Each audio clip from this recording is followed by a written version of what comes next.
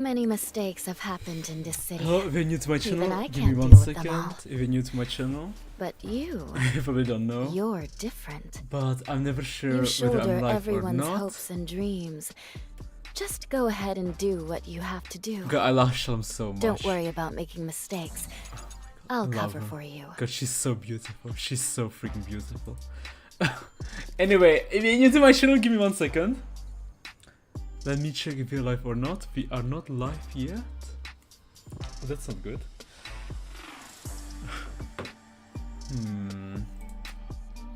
Hello, Ember. Hello, hello. Wait, we are live? I think we are, but I'm not sure if my chat is working. Admiring the hash! Yes! Hello, Ember! We are live! Let's go! Okay, before we do the story, we first have to pull her Ceto. She's the newest S-rank character, and not only that, she's amazing with Augustus, I believe. Though I'm not sure how. I guess she buffs Augustus in a way. But God, she's so hot! Blue hair, red eyes. Oh my god, I wonder what kind of person she is, you know, in the story. But let's pull. First 10 pulls. Okay, we're so close to pity. We're so close to get an S-rank character. But it's not guaranteed, it's 50-50. I lost my 50-50 Enfer! Enfer! I don't have Enfer and I want Enfer. Ember, that's amazing. Enfer was one of the best supports back in the day. I'm not sure how true it is still. I mean, she's amazing. She's amazing! Oh my god! First 10 pulls! So Lemon keep pulling because I'm so broke. No, Enfer. Oh shit! First 10 pulls, baby! Come home! Nice to Come meet home, you. Ceto! Are you the chief of MBCC? Or let me lose Before to I Enfer am, too. better keep your head on your shoulders. Love you, Kika Pigeon. Nice to meet you. Are you the chief of I love MBCC? Garden so much. One of my Before favorite I am. factions in the game. Who is it this Oh, hello time? Wolverine. Stop! Let me go! Pepper. Ella's voice, I believe. These are Oh, the make things that Queen!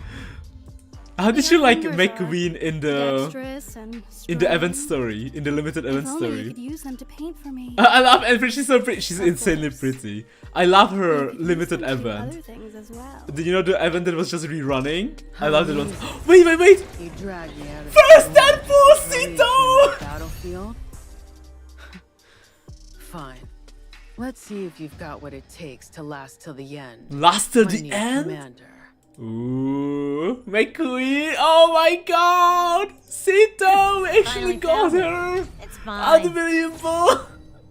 My luck in Pathtonowhere is so... I mean, I don't know. It's so high! My luck is insane! I don't know if it's just my luck, or the rates are amazing in Pathtonowhere. What even are the rates? Oh my god! Wait! From 51 to 70, the probability increased to 10%. From 71 to 79 to 20. Wow. And otherwise the base is 2%. Man, I'm still so lucky though. I need you to do her interrogation sheet because I don't have her. Okay, I got it. I will. Hello, Bianca. Hello. Wait. If I got Ceto, is her interrogation... Is it out yet? Is the interrogation out? It's not out yet. I guess we're gonna have to wait for the full story to come out. Genshin update is available. I know. But come on, Bianca. I'm so far behind. I'm not even in Not Cry. So I mean, there's no reason for me to download it. But yeah, let me just quickly try her combat. And then we can do the story. Oh right, it's called Night of Wonders. God, Enfer is so beautiful. That was one of my biggest regrets when she first came out and I didn't pull her. Because God, she's so good. She's so freaking amazing. Enfer. So freaking amazing. My friend just got Durin! Congrats, Bianca. Congrats to you and your friend. Ooh! Chief Top here to open Sinner Guide and obtain key intel to help you arrest targets more efficiently?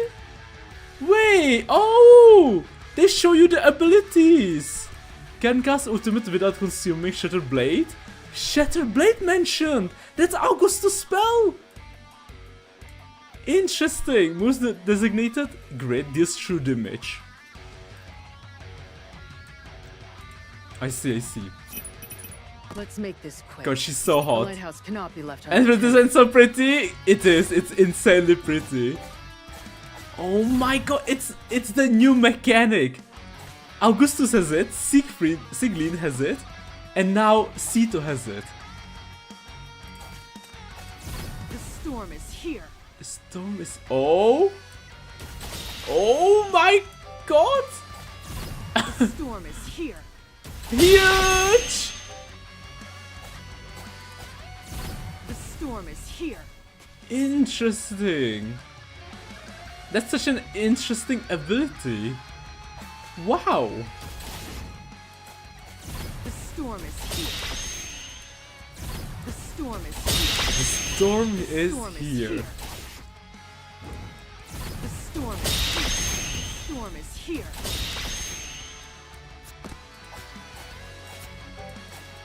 The storm is here. And she jumps to the The place. storm is here. Jumps to the ultimate grid. To the ultimate grid. Okay, I have to time this right.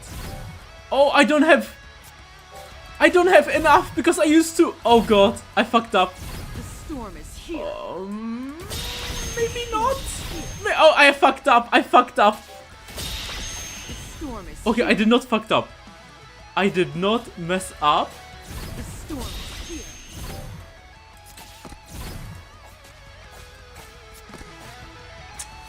Nice. Nice. Are these wimps even worth drawing my Good, she's blade so for? beautiful. She's insanely beautiful. Ceto. Oh, A rank. Arc. I didn't get her yet. I guess I can get her from the story. More fools who don't know better than to target us? With Synax. Don't worry. I'll blast them up! Synax? Fire the main cannon! Cannon? Fire the main cannon! Oh, it's an actual cannon. Fire the main cannon! Okay. Wait, she shoots. Wait. Fire the main cannon! Oh, she will shoot over there. Fire the main cannon!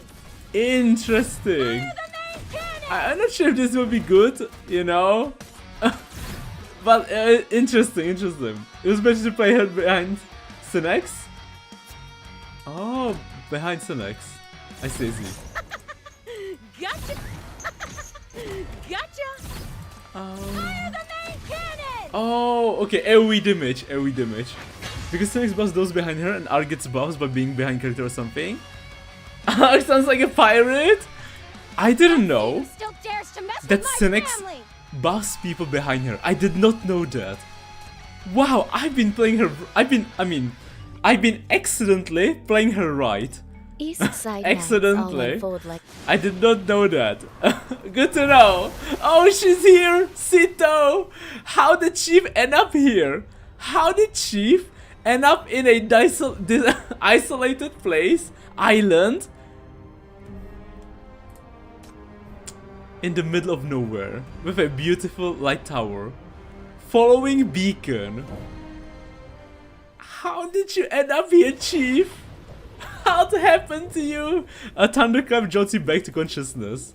You draw ragged breath and are met with the burn of salt water. It floods your ears, your mouth, your mind until the storm's roar is all that remains. Puccio is unlucky, right? Quotation marks. Unlucky. I wonder if it's going to be similar to Angel. I mean, you trash like scrambling for a purchase that isn't there. Your entire world has shrunk to the sudden piece of debris you cling to. With every search, the waves try to claim it and you along with it. Blah. But this is no ordinary seawater. It's a liquid contamination known as the black tide. In the depths, maniac creatures brush against your legs. You feel the sharp stink as they latch on, peeling back skin to siphon your life away. The downpour feels the contamination, whipping the waves into a frenzy beneath the lightning's glare. The cold has long since numbed your limbs. The hammering rain is just dull percussion on deadened skin. Darkness stretches to every horizon. This is your third hour drifting alone in the abyss. Drifting alone in the abyss?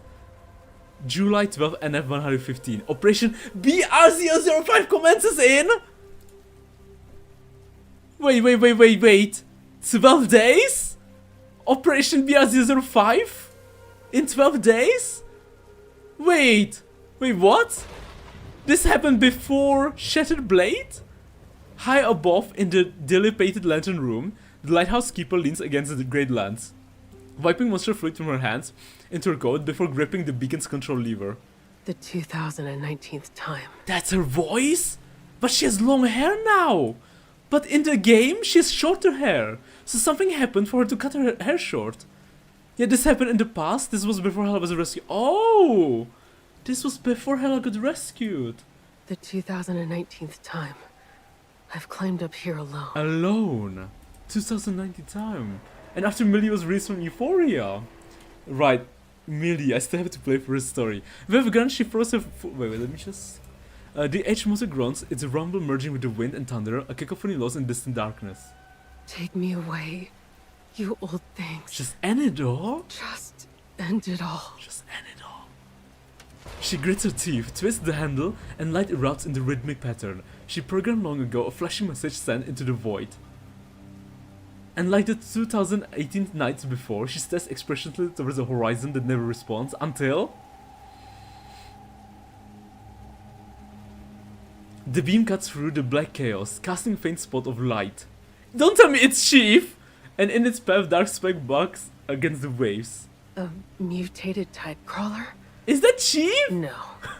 Don't tell me that's Chief in the middle of the ocean! Carried closer by the tide, the speck grows into a distinct figure. A person clinging to the riverwood, one arm waving frantically signal against the storm. Chief! A living person? How did Chief end up like this? Wait, don't tell me... Lighthouse? Wait, wasn't the Millie event on a boat? Don't tell me the boat crashed. Is anyone there? Help? Hours of struggle have left your strength spent. Your throat racked from salt water. Even the last air in your lungs is useless. Your cry swallowed by the thunder of the waves, but you refuse to give up. Wait for help. You are a plaything for the sea, hurled skyward only to be slammed down again, your insides churning with every impact, the contaminated water seeps deeper into your wounds, a corrosive fire, yet you kick on, driven by the sight of distant light. It doesn't look too far, the wind I can go with the flow, right at rising tide, cough cough cough. The tide is moving! You choke, nostrils falling with putrid brine. By the time you gasp clear and look up, the light is gone. Only she will survive in complete uncontaminated sea? Yeah, true. Hey, is anyone there? Wait, so this is close to the BR000, right? The first black ring. So BR0. Darkness reclaims you. Your feeble call for help vanishes into the vast indifferent ocean. Even so... Wait. You have this city, and the only ocean is the one that has BR0... That has the first black ring, aka BR0. Oh, actually, I can't picture it right now. Hold on, I remember, or maybe it's by the coastline, and kind of like further away from the black ring. I remember the direction of the light, no landmarks, but I can use the wind and waves to orient myself. My bearings can't be too far off, I can swim there on your own. Your waterlogged limbs, heavy and numb, respond with clumsy, desperate paddle. Not so sure because somehow it mentions that this lighthouse is near the boundaries or the city. Near the boundaries? Hello everyone, hello Lazy, hello. You have lost count of how much black water you've vomited. Your road narrowed to the sight of that vanished light seared into your mind, then a new sound, the crash of waves against the rocks, your stroke became frantic. Finally impact. Your knees strike stone, then your palms scrape hard the ground as you haul your broken body into the shore. Interesting. Near the boundaries of the city. Solid... Oh, of the city, got it. Solid earth, the relief is instantaneous. Dissolving your last shred of tension, exhaustion crashes over you like a final wave. Consciousness flickers. You dream of the sun burning your back. The crunch of footsteps on sand approaches, halting before you. Fish. Rescue, finally! You force your head up to face the blinding glare. This is no dream. The sun is the lighthouse, and what greets you is not salvation. First intent, a boot grinds down on your hand, stopping you cold. Identify yourself. Name. Any tricks? Lighthouse keeper. You'll be dead. Dead? Is this like Angel story quest? Some interactions will consume action points. When action points are completed, advancing the main story will fully restore them.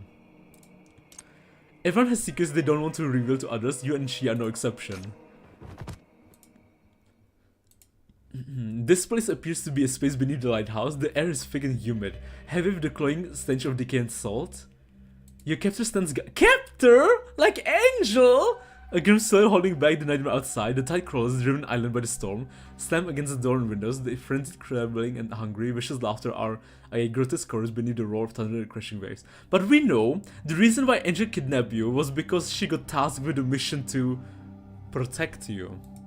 Kinda. Answer me. Who are you? Who are you? She's pretty cool. She's very hot. Does Ceto tights or something else, right? Her voice is a blade. You can't see her face in the gloom, but her mouth is a physical force. The back of your hand, where her boot pressed you into the shore, throbs in time with your heartbeat. The pain sharpened by the rough rope chafing against the wound. I get so distracted all the time. Remain silent. Choose your words carefully. Given the current diplomatic climate, revealing yourself as the MBCC chief might not be the best card to play. Speak. Speak. I can tell by your accent you're from this city. So am I. I was with White Sands Merchant Caravan. Our group got caught in a sandstorm. I woke up in the sea outside. A caravan? A caravan? She takes a threatening step closer, clearly not convinced by your answer. Prove it. Prove it. The thunderstorm rages on, lightning briefly illuminating the room's interior. I can, but you have got my hands tied. I can't reach it. I'll get it. Where? Where? In the left pocket of my coat? She crouches before you and begins to search your pocket. You force your breathing to stay even, a fragile mask for the frantic drumming of your heart. It doesn't take long. Her hand withdraws, clutching a clump of leisure paper, swollen and pulpy from its soak in the black tide. I've been playing this Morriman lately, so when I see the word keeper, I think Morriman. You know what's crazy? I have heard a lot of people are playing Morriman right now. Because it had its first anniversary, right? I never played the game, but so people I know are playing Morriman. Like Amber! Like Amber! What is it? Right? Yeah, what is it? A letter from a friend. She went exploring in White Sands. I joined the caravan to look for her. If you look at the smudged part, she always drew a little mouse there. Can't tell the final fight? Chapter 7. Before you can finish your sentence, a heavy blow slams into your ribs, the air explodes from your lungs, and you curl involuntarily into a ball on the floor, gasping. She stuffs the soggy wet of evidence down your collar, then mocking pats your cheek. You think I want a story? Oh gosh, she's so rough with us, unlike Angel. Angel was so soft on us. You're the one who asked. You swallow back the acid, rising in your throat, struggling to recover. I have more evidence, right pocket. Last chance. She moves over you, crouching close on your other side as if on cue. A flash of lightning breaches the sky, illuminating the room. Now! I love Eldritch Horror, that's why I decided to play it. Don't know how I never heard of it earlier. Using Thunder's roar as cover, you call your legs and kick out violently, aiming for her abdomen. She has neither noticed your movement nor expected you to have any fight left. As she jerks back to dodge, her balance fails. The back of her head cracks sickeningly against the table corner you spotted. Hey Ottoman guys, hello Annie, hello! She lets out a pained grunt, ignoring the burn of the ropes. You wrench your wrist apart, feeling the bindings give way. You lunge forward, palm thrust out, dizziness rushes over you, but you grit your teeth against it. The power is your only leverage. Annie, Sunday we're finally trying the final patch of Euphorious.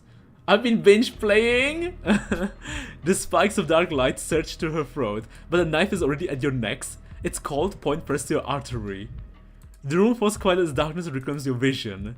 You heard no draw, no glint of steel. She was simply faster. But how? Before you can even process this, the blade has already broken your skin, filling the air with the metallic scent of your own blood.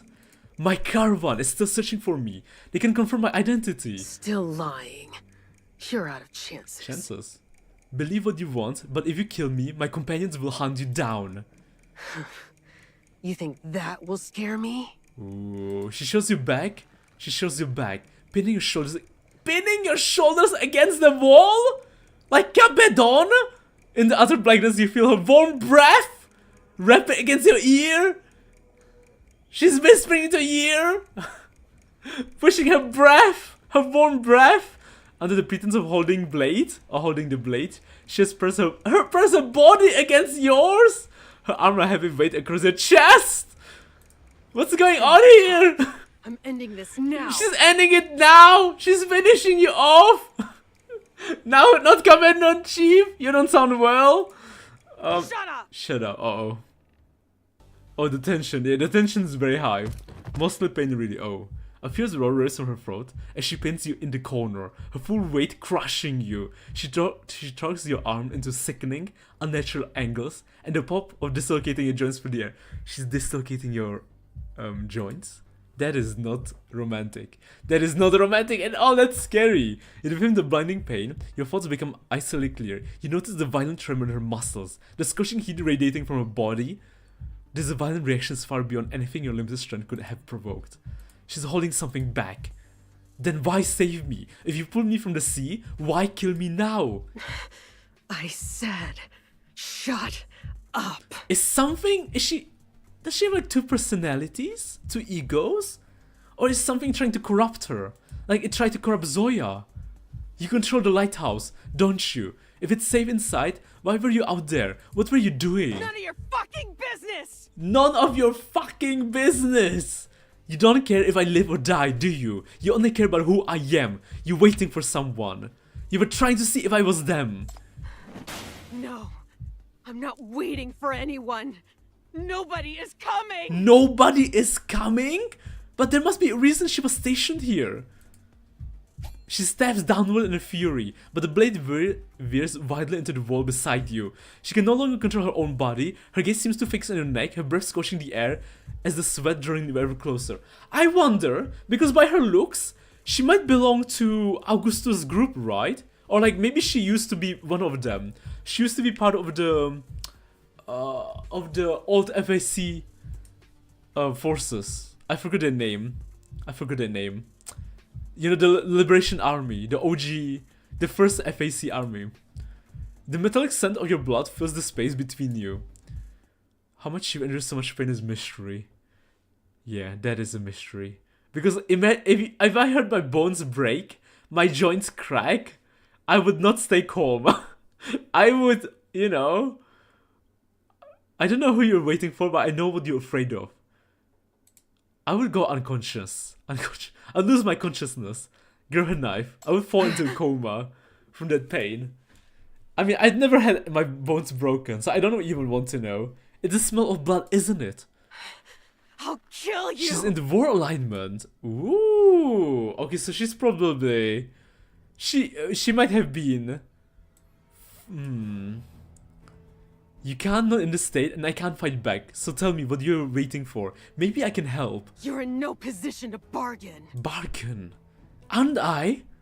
You tighten your grip on the knife, hot blood welling between your fingers. Its metallic tang thick in the air. She tries to protest, but her strength is gone. She's drawn to your blood-soaked hand like an addict beyond resistance. Let go. How dare you? How dare you? Hello, Potato Couch. Hello, Potato. Let's try a different question. What's your name? Who are you? Fuck off! Potato! Have you played this story quest? Ceto is insane! Ceto is insane! She is... Wow! I don't think we've ever seen such a rough start. Such a brutal start. With a final desperate lurch, she wrenches the blade free and shoves you back into the corner. In the darkness, you hear only her ragged, greedy breaths followed by the wet, swallowing sound. Greedy breaths? Wet, swallowing sound. She's making wet sounds? I have? You think you've won? Fine. Wait for your companions. It's no different than waiting to die. It's no different than waiting to die. I smelled your other wounds from the start. I know what those sea beasts do. I know what those sea beasts do. There's barely a piece of you left that's not mangled. Sea beast? I should have called myself Potato Couch. That is an elite name. Damn, she doing the interrogation right then and there. None Right? of us will see the morning. See the... Wait, what is after us? Chief kicked the bucket so hard this event. Yeah, Chief is not having a good time. Okay, we almost drowned. Okay, got saved. Appeared on a lonely island with a tower watch. I mean, a light watch. I forget the English term. With a resounding crush of iron, she's gone, disappearing in the downpour outside.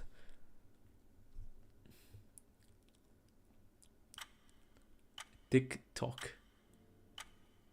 Ooh. Silence distance, broken only by the relentless rain and the frantic rhythm of your own heartbeat. You can't silence it in the dark. 1, 2, all the way to 500. And only when you are certain she won't return do you finally exhale. I have an unexpensive story with you guys. Ah, it's so sweet, lazy. The tension drains from you, and with it, all your strength, your limbs become dead weights as a deep penetrating cold seeps up from the floor beneath you. By the weak moonlight, you examine your hands. The fingers are stained dark, the joints already locking in the chill. Too bad for her. Interrogation is where I excel. Ooh. Interrogating her outside of the interrogation. You can hardly believe you had the strength left to face her down. Your mind windows down to a primal checklist. Warmth, water, treatment, food, survival. Look for a heat source. Shivering violently, you fumble your way around the circular room. Everything is damp, rotten, but by some miracle, your fingers close around a small dry box matches. She was built different. She was the best.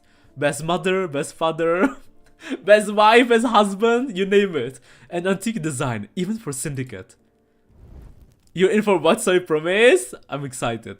The match flares, casting dancing light on the cloud of your breath, and reveals a small iron stove. The fire you coax to life is too meager to heat the room or truly warm you, but its goal is a sanctuary. But not all parts are released yet, right? So is there going to be a third part? Or is it always split into 2 parts? I know like the anniversary is different, right? The anniversary patch was like split into 4 parts because it's like super long. But like the normal patches, like normally I do them at the end, you know, at the end before the event like goes away. I've never been this early before, so I'm not sure how much is unlocked. The huddle before it, tearing strips from the hem of your coat to fashion crude bandages, without medicine stemming the bleeding, is the only battle you can win tonight. Perhaps even the best Agacha MC? She is the best. I should rewatch this quote. Hecate and Nightingale will freak out if they see all these bloodstains. Ah, Hecate! Best daughter! Nightingale, best wife. Oh my god, the silhouettes of them! You wonder when you will leave this place and when you'll see them again. You force yourself to focus on warm memories to keep your emotions in check, knowing that in your situation, a backlash from Black Ring would only cause more trouble. But yeah, Chief from Pathtonowhere and Timekeeper, Vertin from Reverse are my 2 favorite MCs for sure. Above, rain drifts steadily through the cracked dome. The wind moans around the lighthouse walls. The coppery smell of blood is slowly being lost to the damp, musty odor of decay. The smell that drove her away. None of us will see the morning. What is she scared of? A wild beast? Her sentence hangs in the air, cold and incontestable. This lighthouse, this sea, this lonely island. You still have no explanation for any of it. Lighthouse. You tuck the crumpled ball of evidence safely into your pocket, wrap the tattered coat around yourself, and stare into the flames. I have to survive. I wasn't lying. This is a letter from Hela! I have to find her. I can't fall here. Not until I know she's safe. This really is before the anniversary patch. A fragile sense of warmth finally blossoms into your chest, and with it comes an irresistible tide of fatigue, your eyelids growing heavier by the second. Your body betrays you, slumping against the cold wall as you sink into a deep and dreamless sleep.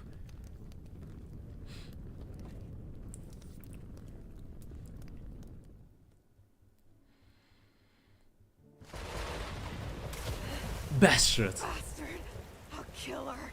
I'll kill her! I'll kill her? Who? Chief? She hurls herself into the horde of monsters, crawling ashore, fangs tear into her shoulder, ripping a chunk from her coat. She's fighting an army of monsters! Rain and seawater stream down her arm, mingling with the blood on her hands, the blood from the person inside the house. It's still warm, carrying a sweetness that has no place here. Her alien blade, like a grotesque fusion of bone and metal, hisses through the rain, tearing through the monster tide with eerie whispers. It cuts faster and faster, an unstoppable frenzy. Tides! She and the tide crawlers savage one another, contamination fluid drenching her completely. She does not retreat. Her humanity lost to feral madness. In the darkness, she is a monster among monsters. Her voice is raw in a human shriek, as if the sound of the blade itself speaks through her. Damn it. Damn it. I've had enough of this. Shaded face but clear tights. Right. Ballista can provide assistance on the battlefield. Defeat all enemies. Okay, Shalom. Augusta. So you're in charge this time? I'm ready anytime. If this scene... Ready? We're going on TV now. And Shin? They will behave. Oh wait, I'm overthinking it. It's done for low level players, so like anyone can do it, thankfully. I guess I have no idea. When Pathtonowhere first came out, the very first event with Stargazer, it was so hard. It was insanely difficult. Before the second event, before they changed it, because when the first event came out, it was like made for endgame players. So a lot of people couldn't defeat and enjoy the Stargazer event fully. I mean, I managed to do it, but most people struggled. Thankfully, they listened quickly, and after the first event, we got Serpent, and thankfully Serpent was made easy. And ever since Serpent, all the limited events are made easy, so like all the new players can play them. How you don't get distracted while reading Chief? They're right there. Is Shin good? Maybe we should people. Shin is amazing. Shin is so good, so freaking good. Insane healing, massive healing, like on a huge grid, and buffs you too. But you know what's amazing? Shin S1, which I don't have. I should have pulled her Shackle. Because if you have her Shackle, she will heal the entire map. Entire freaking map. If only I pulled her first Shackle! Everyone, starting today, little Ceto Finn? is officially a lighthouse keeper. Little Ceto. Let's give her a proper welcome. Oh god, this is her backstory. She is super good, yeah. I wish I had her first. I wish I had her Shackle. I really do. I mean, her healing grid is still amazing. It's so big. It's huge. It's like Duro. But if you had her first Shackle, god, that would make like every map so much easier. Because you could just, you wouldn't have to worry about your sinners not getting healed. And god, it'd be so good. So freaking good. I had no idea, damn it. Don't worry, Lazy. Don't worry. I mean, at least I have one Shin, but I feel bad for you, Lazy. If you don't even have one Shin, self-bonk, yeah. Self-bonk, but it's difficult. Ceto's sides are massive. They are. And not just massive. Like, they are muscular. Like, very muscular. Like, she is fit. She is very fit. The line of Lighthouse Keepers stared at the new member, drowning in an oversized uniform, exchanging uncomfortable glances in silence. Herbert pulled Finn aside. Whoa, hold on. We agreed we'd care for her until she was 10, then find her a safe home. What's she doing back here? Doing here, kid. No one would take her. Frankly. And frankly, she didn't want to go either. With tensions this high, who's going to adopt an orphan from an old battlefield? Her background is a question mark to them. Oh, orphan. She doesn't need ramp up heal time like Harmless, so you're very OP, exactly. But it's too dangerous here. The front line could shift any Very day. tight supremacy. When it does, how are we supposed to protect a child? We do. That's why she's not a child here. She's a keeper. I'll teach her to protect herself. Oh. To fight. To survive what's coming. Interesting. If you look at the background, this is the White Sands. Remember, she survived contamination as an infant. She has a natural gift for controlling that thing. She might just end up saving you one day. Man, and because we recently did August interrogation, like, oh god, it all makes sense now because of Draven. God, so much fucked up stuff happened in White Sands, outside of this city. God, Draven, what did you do, man? It was such a crazy story. I don't need a kid to... And for Augusta to finish him off, her old friend. Fine. She can stay, but I'm not letting her anywhere near... Near? Why not? Ooh. Little Ceto! Cute! Teach me. I want to join. I want to be like you. Fierce red eyes. Now that's the spirit. A lighthouse keeper never backs Never down. backs down? Come here, Ceto. Give me Got your something hand. bad probably happened to Finn and Herbert. The girl extended her hand with a solemn expression, watching as the captain placed a strangely-shaped dagger into her palm. You know the Yeah, basics. it got so messed up, Logging it signal did. fluctuations, It really did. monitoring the White Sands disaster zone, maintaining the water and ventilation systems, cleaning the base in time. But that's not what makes a true keeper. The true keeper. Makes sense after using the underground tech, it does. A tiny sun floated on the horizon. Look up. Look out at the horizon. You have to believe a better world is waiting out there. Stand facing it, fight for it, and never ever let the lighthouse beacon go out. Never ever. A better world. Can I really go? You can, Ceto, you can. Absolutely. We'll all go back together as heroes returning to this city in glory. Oh wait, sorry, 1 second. I just noticed my screen is a bit messed up. Okay, this should be better. The lighthouse keeper stands at the heart of the sea of corpses, slowly lifting her head towards the distant horizon. Dawn has broken again. She's full of wounds. Full of bandages. Surviving the black tide for 2019 time. Does that mean she's been here for 2000 days? Status report. Lighthouse OTN07. 1 keeper remaining. No abnormalities. For 6 days? Hell, did we save Hella last time or not? We did save Hella! We did, Vol! Hello, Vol! We did save Hella! We did save Hella. We did. Best girl got saved. God, it was so good, Vol. It was so good! The reunion with Hella, Hecate, and 99. It was... Chef's kiss. Let's go, right? She's been here for 6 years! Report addendum. She's the last one Lighthouse 7. standing! 2300 hours last night. A suspicious individual made landfall. Why is she still protecting this place? What is keeping her shackled to this place? Her promise to her colleagues? Does the city even know about this place? Let's go, right? She kicks open the lighthouse damaged iron door and searches the base cabin. It is empty. There's no trace of the suspicious individual inside. The only sign of the intruder is a thin trail of footprints on the stairs, marked with seawater and blood, leading up from the base. Hammer, damp chest, harpoon, liquor, oh, pain relief. Oh, at the workbench you can craft and process items you collect to create more useful things. Oh, we are crafting.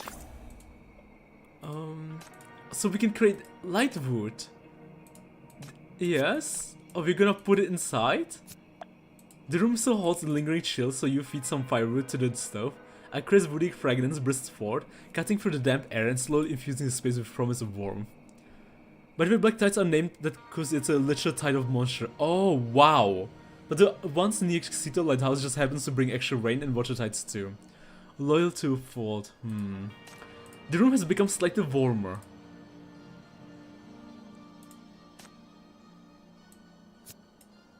The draft from the stove catches your eye. Luckily you have a hammer. For sharp presses steps later, the seal is tight. The fire immediately answers, filling the room with newfound warmth. The room feels more cozy now. I guess we can just leave? Oh, we can. Oh. Through the lighthouse circle window, the sea churns. The heavy, moist night air presses against the glass. Check outside. Shadowy figures writhe in the gloom. They recoil from your gaze, slithering back into the lightless corners. Monsters remains corpses. This lighthouse feels like the island's only sanctuary, which makes the lighthouse keeper's absence all the more unsettling. Where did she go? A warm bed? There's a bed here, presumably where the lighthouse keeper rests. Rest for a bit. You take stock of your dire circumstances, black tide and its monster press in all sides, and the woman in the lighthouse is clearly hostile. Shivering, soaked, and hungry, you know you must conserve your strength while you can. Shedding your damp coat, you sink into the dry mattress, surrendering to a rare and necessary moment of respite. You have recovered some energy. Radio. We could not try to call for help. Friends, this is we! You studied the radio in the lighthouse corner, its speaker humming with a faint female voice. Coordinates are static. Static. Wait, this is radio? Is that a ship? Corin's ship? Maybe, probably not.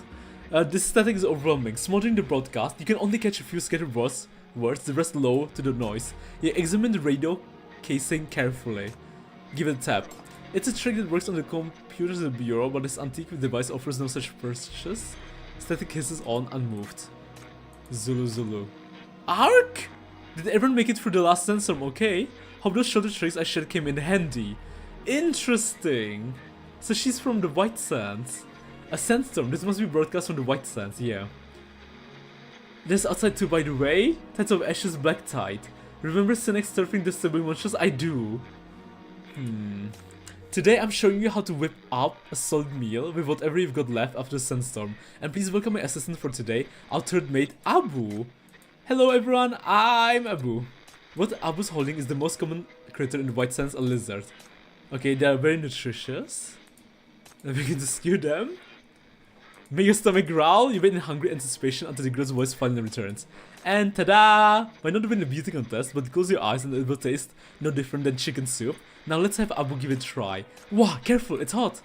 A giant crash shatters the relative quiet from the radio. The sound of glass or ceramic breaking, immediately followed by the swift splashing spill of liquid. Manus Vindicta would like to know Ceto location Lamao! Wait, Potato, you know reverse too? Wow, I did not expect a reverse reference. Hold still, let me see your hand. Shh, it's okay, this thing will fade. But the sound of running water plays from the speaker. Beneath its flow, if you strain to hear, is the soft gentle sigh of someone blowing onto something. Better, I'll go grab the gauze. Friends, we had a little accident here, so we'll have to cut today's broadcast short. See you next time. And don't forget, our coordinates are... If you're in trouble, send up a flare, Zulululu, Zulu. The string of coordinates is too complex to memorize, but it's enough to confirm one thing. This is an emergency rescue radio. There's a black time PTN, black goo in reverse, and these slime mermaids. And also a dark tide in wuthering waves. Right now this radio is everything, your only lifeline in the blizzard. You don't dare touch the frequency turning knob, afraid that even the slightest move might make you lose this precious signal again. Oh, and also dark tide in Honkai, Star Rail. The radio sits silent on the table, you stare waiting for the static to return. Static reusable knife?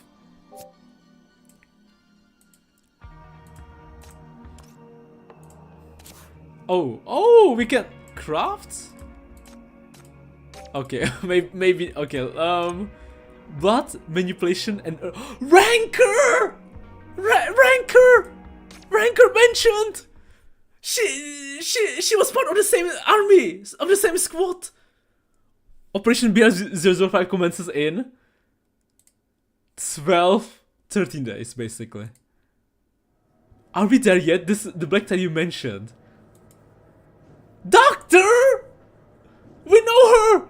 We're almost there. The black tide isn't far from Euphoria. But given the current state, are you sure about this? The black tide is actually a liquid contamination zone left over from past campaigns. Going in will only make your condition worse. We could place you somewhere safer instead. So this is what happened before we almost drowned in the ocean. What?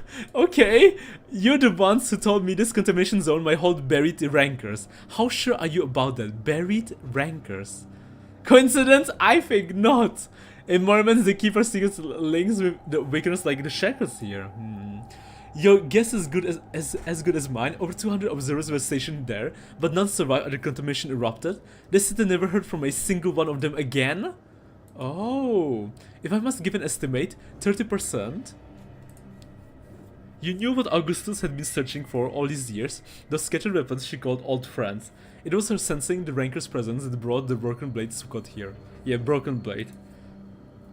So does that mean that Ceto is also part of the Broken Blade squad? A ranker? Because she can also hear like something talk, right? Like a dark energy. Like the power from underground. Now your hands clutch the porthole, trembling under the increasing weight of the black ring. That's enough! 30% is plenty. Any advantage could tip the scales and increase my chances of bringing her back. I can't stop now, not when we're this close. But 30% I gave you. That's our chance of getting out of the black tide alive. Oh, he's here too. No sooner had those words been spoken than Scarface burst through the cabin door, completely out of breath. Man, this is nuts. You're blech. The black tide. Here we are. A churning black sea stretches before you. Its surface alive with the ripping of massive shadows and the flicker of monstrous silhouettes. The air reeked of decay and rusted metal. Each vase slammed against the hull, groaning warship steel frame. Talk about warm welcome, blech. Keep your breakfast down, it's strange though. The city-state stack back then shouldn't have been capable of creating contamination of the scale. The sea was black and several meters high, wrapped around the ship like living things, tilting the deck at a frightening angle. Surrounded by the roaring tide, you raised your voices just to be heard. Wait, there's supposed to be voice here? Wait, there is? I think there's an error? Wait, really? Oh, maybe it didn't finish downloading? Is Augusto aware of the situation here? Oh, was the English part not voiced? You're right, they're kinda similar, I don't know why that didn't cross my mind. Well, she knows now, I just got her message. Okay, after this, let me check if I didn't download something. All units, clear the contamination, advance full speed to the heart of the black tide. Blech.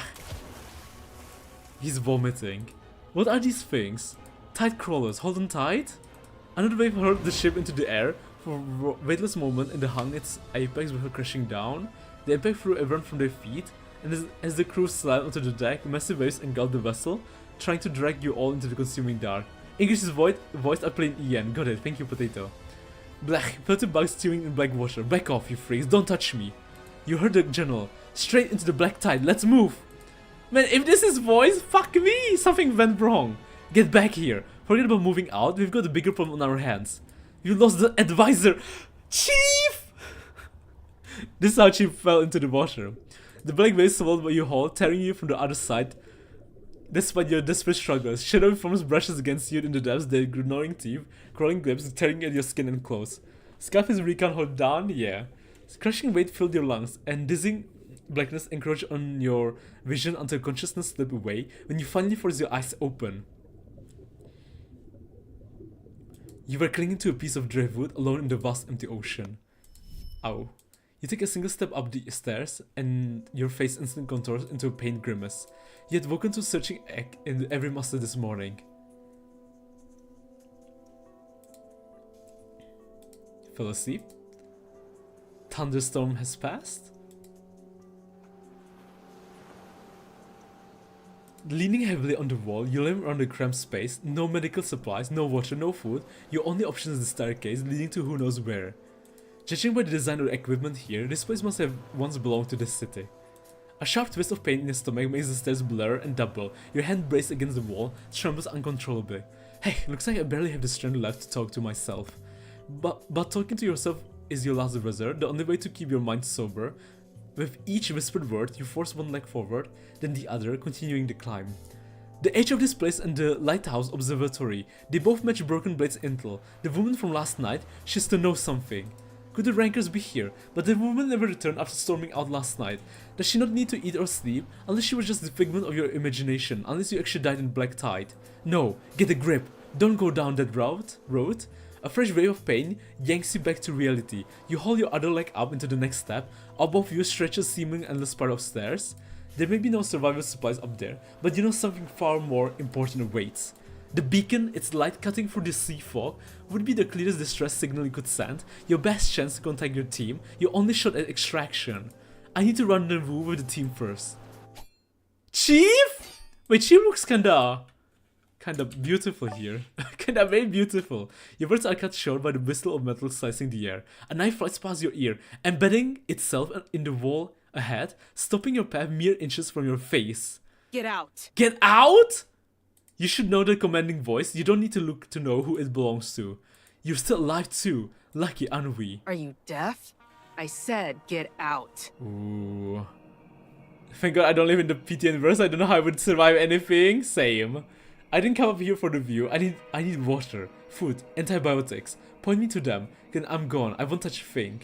She acts as if you aren't even there, gritting your teeth. You force patience into your voice and speak again. Look, I apologize for interruption, but I'm dying. My congratulations. My congratulations! I don't think we've ever met a sinner to just like congratulate us when she was dying. The control room's up there, right? This is a rescue facility, not your private property. If you want help, I'll activate the beacon myself. A nameless bastard has no right to touch the lighthouse. Touch the lighthouse. Isn't lighthouse meant to guide the lost? Right now, that's me. You refuse to yield, taking another deliberate step forward. Shing, a blade blurs through the air, severing a few loose strands of your hair before whistling back to its meshes hand. Cutscene? God, she's so hot! She's just sitting near the window. You finally see her clearly for the first time. Her frame is pure muscle, sculpted by brutal training, and her skin is rough from sea winds, a canvas for scars of every depth. But it's the look on her face that strikes deepest, a very unbridled ferocity. Ooh. Wow. Why are you so desperate to keep me away? What are you hiding? A cold-hearted? Damn, very cold-hearted. You have no right. Is that simple enough for you? Then give me food and water. There isn't any. Just die. Just die? Just die? I don't think we've ever met a sinner tell that to Chief before. You're all tall. Go ahead, do it. I won't dirty my hands. I won't dirty my hands? A disbelieving laugh escapes you. Her stubbornness would be admirable if it weren't so fatal. Fine, we'll do it the hard way. Fighting?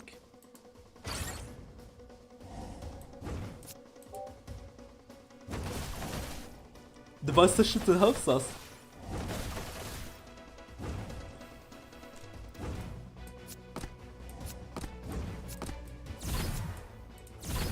Crush them all!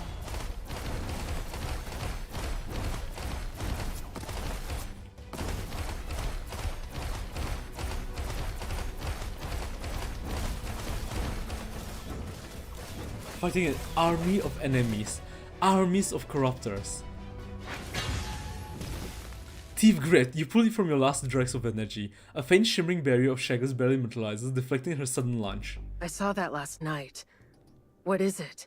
Outland sorcery? Fraser mentioned? Istia? Istia mentioned? Duruo, Au's homeland. Fraser, Adelaide, Irene. Ooh. You call it Outland, so you really are from the city. That means we're not enemies. Your barrier shudders upon her strike before you can finish speaking. The impact sends you staggering back, your spine cracking against the damn stone wall. What's the matter? Might this city extend not up to your standards? Why are you here? Hi Oteni, hello Sunny Suni, hello. I told you, I was separated from my companions, swept here by the black tide. How are you, Sunny Suni? Now? I came upstairs looking for help. I need to get back to the city, to my people. You barely sidestep a lethal strike. Her attacks come faster now, relentless fury that tears open odd wounds as the black ring's pressure turns your limbs to lead. They can't But she's so come hostile, here. she's so hostile. No one can get close. Why is she so hostile? Why is she protecting the lighthouse? Why is it that she won't let us go up to call for help? What is hidden there? I made it here, didn't I? How do you know it's impossible if you didn't try? That was just your damn bad luck. She closes the distance, grabbing your shoulders and slamming you back against the cold railing when the blade rises for a final thrust. She says! You rip away the blood-soaked bandage, showing the raw wound towards her face. The metallic sun explodes between you. She was back as if... You Cheap shot. cheap shot. Ooh. But it worked! The sound of her rag trembling beneath is your cue. You shove her back, creating precious few feet of space. Why are you so sensitive to blood? None of your fucking business. Like the rankers! Right? The color, the blood, the redness. And you would say that. It's like the rankers. She reaches for your bleeding hand, but you erupt into a frenzy of blood flailing. The coppery scent of blood fills the confined space with each frantic movement. Incredibly, the absurd display actually holds her at bay. You ask why Ceto's hostile, ask why she acts like she's talking to Bad Papi. Interesting, Amber. That's true. The smell of blood moves pretty quickly, but your strength is fading faster. Your lungs begin to burn. Each breath like a wrecked gasp. Fair question. No medicine, huh? How did you treat those wounds on your body then? Those worthless sea beasts couldn't kill me if they tried. It's barely an itch. You don't see the disgust on your face either? Not worried about infection. You think you're still in the city, pretty girl? Pretty girl? No one here cares what your face looks She's like. called Chief Pretty Girl! She grits her teeth and lunges. Instinct takes over. You jerk your bleeding arm high like a shield. Without food and water, how have you survived? I wish I knew. She is truly mad. It's only now you see the sunken abdomen, the sharp ribs protruding with each breath, the unmistakable anatomy of prolonged starvation. But there's food on this island. Am I not? My blood for fluids, flesh for protein, flesh and warmth, but you did not take it. Nuts. Is it the hunger talking? She's offering herself to be eaten by Ceto. Though her bloodlust seems to have waned, she advances again. This time, evasion is impossible. Your vision tunnels into darkness, and suddenly your foot slips. How your body dangles over the staircase precipice. But if the fall never comes, a firm grip on your collar holds you back from the edge. Sees death to the eye and talks back. See? The fall never even occurred to you. Like I said, we're not enemies. We're not friends either. Ooh. She shows you against the wall again? Cabedon? Yet you remain unnervingly composed, steadying yourself as if nothing happened and calmly beginning to rebandage your wound. You're crazy. Wait, why is she calling us crazy? What about you? I'll take crazy as a compliment if this place is as bad as you say. A little madness might be the only thing that keeps you sane. Oh my god. And I feel like she read through Ceto perfectly. She seems roughly wary of your amateurish struggle as well. Her fighting stance dissolving. Her lean frame slumps heavily against the rusty railing as she tilts her head back to stare at the endlessly calling stairs above. Fine. I'll play along with your little dis-city story. But I don't care what you're really up to. I don't care what you're really up to. But remember one thing. One thing? Only the keepers are allowed near the beacon room. Try to go up there, and I'll throw you back into the sea myself. What is being hidden there? What is she hiding? What is she protecting? Before ascending, she casts a final wary glance over you from the head to toe. Then she turns her back and walks away as if fleeing a plague. Wait. My name is Chief. What's yours? Though visibly irritated, she still stops in her tracks. Ceto. Ceto. Ceto. Her name is Ceto. Ceto forbade you from entering the luncheon room at the top of the lighthouse, but she never said anything about exploring elsewhere. And you have sought nearly every edge of the island. She wasn't lying. The only medkit you found holds nothing but old bandages, worn so thin that they have turned translucent. For water, you resorted to the most primitive method: manual distillation and condensation. But the Black Tide's complex composition makes purification difficult. Obtaining even a single cup of clear liquid each day feels nothing short of miraculous. Ceto, who slept curled on the lighthouse windowsill, took a moment to offer what she called advice. There are ingredients on the North Ingredients? Shore. They're all yours. They're all yours? This is the food, maybe food? She's talking about food? And this is how she survived on this island for 2000 days. For 6 years. You never really believed she could be that generous. Now standing before her so-called ingredients, stared in disbelief at the mound of corpses. Wait! Corpses? She was eating corpses? I'll just stay hungry for now. You pick up a slimy limp, grimacing as you prepare to fling it back. Then your motion freezes mid-air. Something about the remains has caught your attention. More precisely, it's the cutting patterns. They aren't clean blade wounds. They look as though they were made by an irregular, flowing substance that penetrates the flesh, then tore it apart from within. The edges are chaotic, shredded, littered with secondary scratches from embedded debris. I guess it's edible. Yummy. I doubt it. Yeah. For Ceto to stay here on this island, protecting the room, And all she has like is like a miraculous cup of water a day if she's lucky, and a mountain of corpses for food. Great. Just wonderful.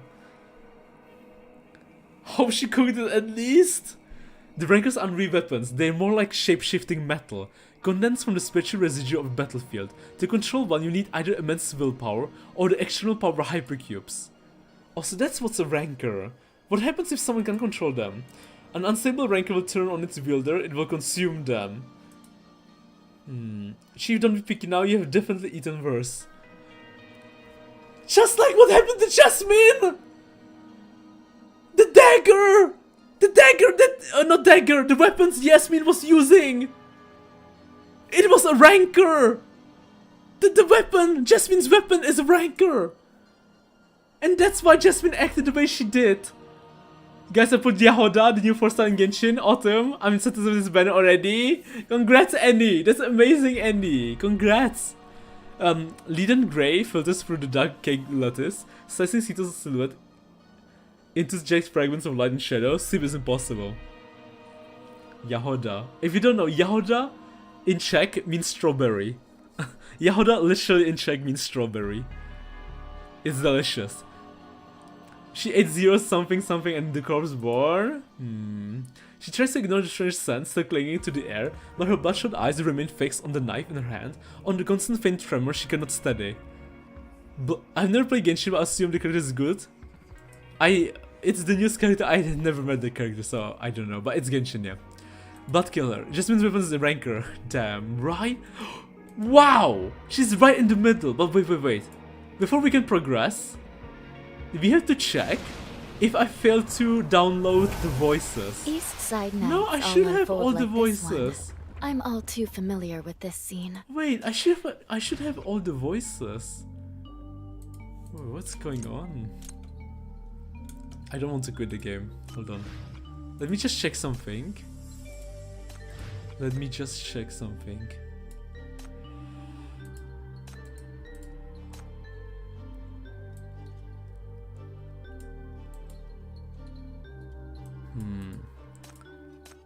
English. All should be... not sure. Okay, let's continue. I'm new P10 player and Ceto design interests me, so I was wondering how good her event is and how well written she is. We just started her event, but she's quite something, Fenrir. But welcome to Pathtonowhere, new player! Welcome, Chief! Welcome to Pathtonowhere. What do you want to talk to Ceto about? That's a cute name. I like Yahoda, so I'm happy I'll get her even if she sucks. I've only played the first day, but so far it's pretty savage event. It's very savage. Very savage. Food supplies. I found what you call food, it's just monster-like. She's been eating monsters! What do you mean? Do you normally survive on this monster meat? It's not your business. Ceto. She's been eating monster meat to survive. Despite Ceto's strict orders to stay away from the top of the lighthouse, you feel compelled to get a better look. You need to see if the black tie has an end. This reminds me so much of the Angel event. But, you know, just like different circumstances and not so romantic. Or maybe it's like, you know, not so like kind, soft romance. This is more like the hardcore version. Yeah, that's hardcore version, let's call it that. Ceto leans back against the stairs, bracing her foot against the opposite wall to form an unyielding barrier. The point of her blade finds your chest, a cold and final warning. But Fenrir, you can always play the event right now. I mean, the event came out yesterday. You back down, knowing you've pushed too far, as you retreat, your eyes catch on the web of scars covering her arms, each one a story from battle survived. Monstrous protein gives you those tight? Amber wants some too, I see. You have learned a bit more about Ceto. A hand-drawn map is pinned to the wall, its lines are tracing contours of the entire island. Okay. Catches you a small X marking exactly where you came. You have learned more about this island. Food is gone, fuel is running low, and after the nightfall, monsters could attack at any moment. In this place, conserving energy might be your only logical move. Take a short nap. Ceto grants you her bat. She takes a post at the windowsill upstairs, maintaining her vigil in her space while you sleep. She lets you take her bet. Radio? Oh, it's Ark! To the friend who reached out after the last broadcast. Hang tight, we are on our way. Don't you worry, as long as we're around, you're gonna be just fine. Zululu, Zululu. While you wait, let's go over way to talk to each other's ships you see. Semaphore. And let me introduce you my assistant for today, our brilliant chief engineer, Aisha. Assistant? You only called me up here to hand you a couple of flags. I mean, Jasmine has a beautiful body too, so maybe the diet has a silver lining. I think there's a multiple ending too, not sure though. Multiple ending? That is very cool. Oh, come on, keep me company for a bit. Doing the broadcast all by myself is so lonely. I'll owe you some of my best dried fruit. But the fire room, alright, little captain. Don't you give me those puppy dog eyes. I'll hold your flags. Perfect, let's get started. First you'll need 2 flags. The brighter the better. You push yourself to your feet and scan your surroundings. But your search yields only a pair of wooden sticks. Fabric's luxury beyond your reach. What I said, you resign yourself to the meager fine, but it's better than nothing. I'm really looking forward to the next Senator Hilda. That event for sure has many endings to save her. Now follow along with me, right arm straight out to the side. Left arm down and across your body to the right, that's an H. We are stretching.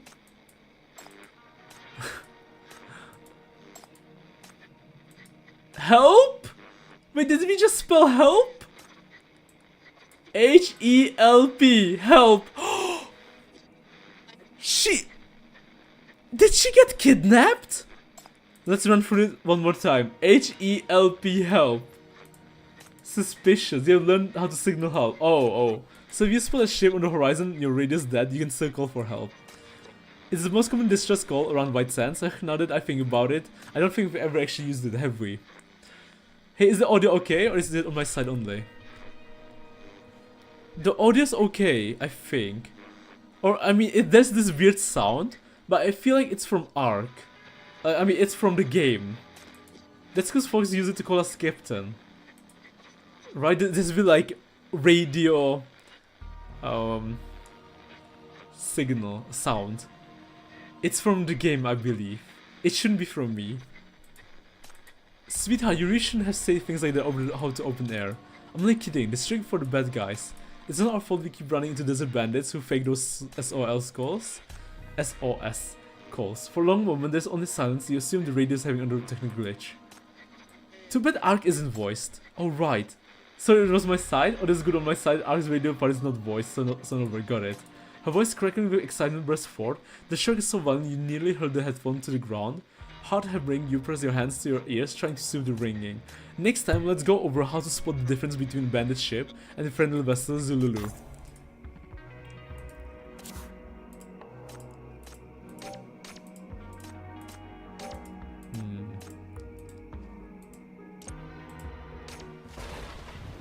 The rain begins again, downpour of contaminated water from the black tide. Lightning flashes, thunder booms. You hunker down, alone in the lighthouse, conserving your strength. It seems that every night the tide rises and the monsters beneath it waken to crawl ashore. The sealed cabin at the base of the lighthouse is the only safe place on this lonely island after dark. You light the candles you scavenge today. Your body is seemingly adapted to the extreme cold and hunger. The pangs are no longer so acute. You can't tell if this is a good sign or if it means you simply step closer to the end. Leaning against the wall in a posture that conserves energy, you patiently rehearse prepared greetings in your mind. Are there really no other food options besides the monsters? I know I shouldn't be picky, but how are these creatures even prepared properly? Or perhaps do you have any medicine for food poisoning, just in case? But despite running through these lines dozens of times, no one returns. Could her job really be fighting the contamination? The black tide out there is too vast for anyone to eliminate single-handedly. If you go outside the lighthouse, you can do a minigame to get resources? Got it, thank you. Last night was the same. She stayed outside until dawn. After exploring the island today, you're no closer to understanding what a lighthouse keeper is meant to be. You recognize the pattern. Long, short, long, short.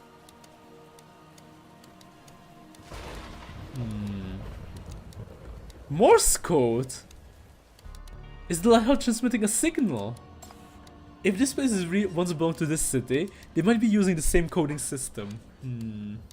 You're trying to recall the lights of light tonight's signal exactly. Sorry, 1 second, guys.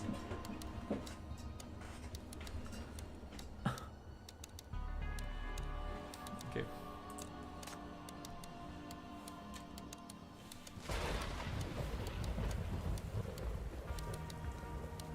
Lighthouse 7.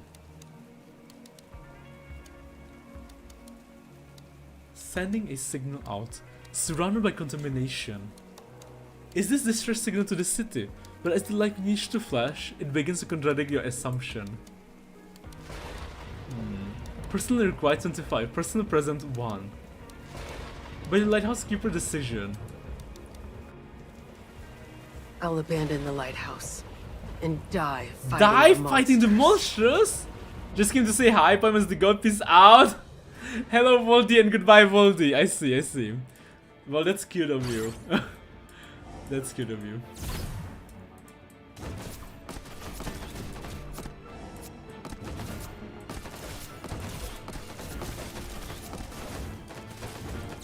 Crush them all!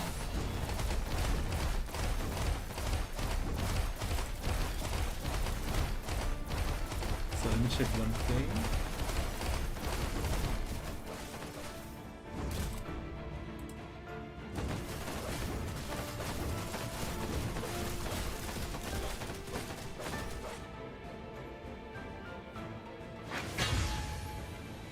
Victory. Lighthouse 7 to HQ. All units respond.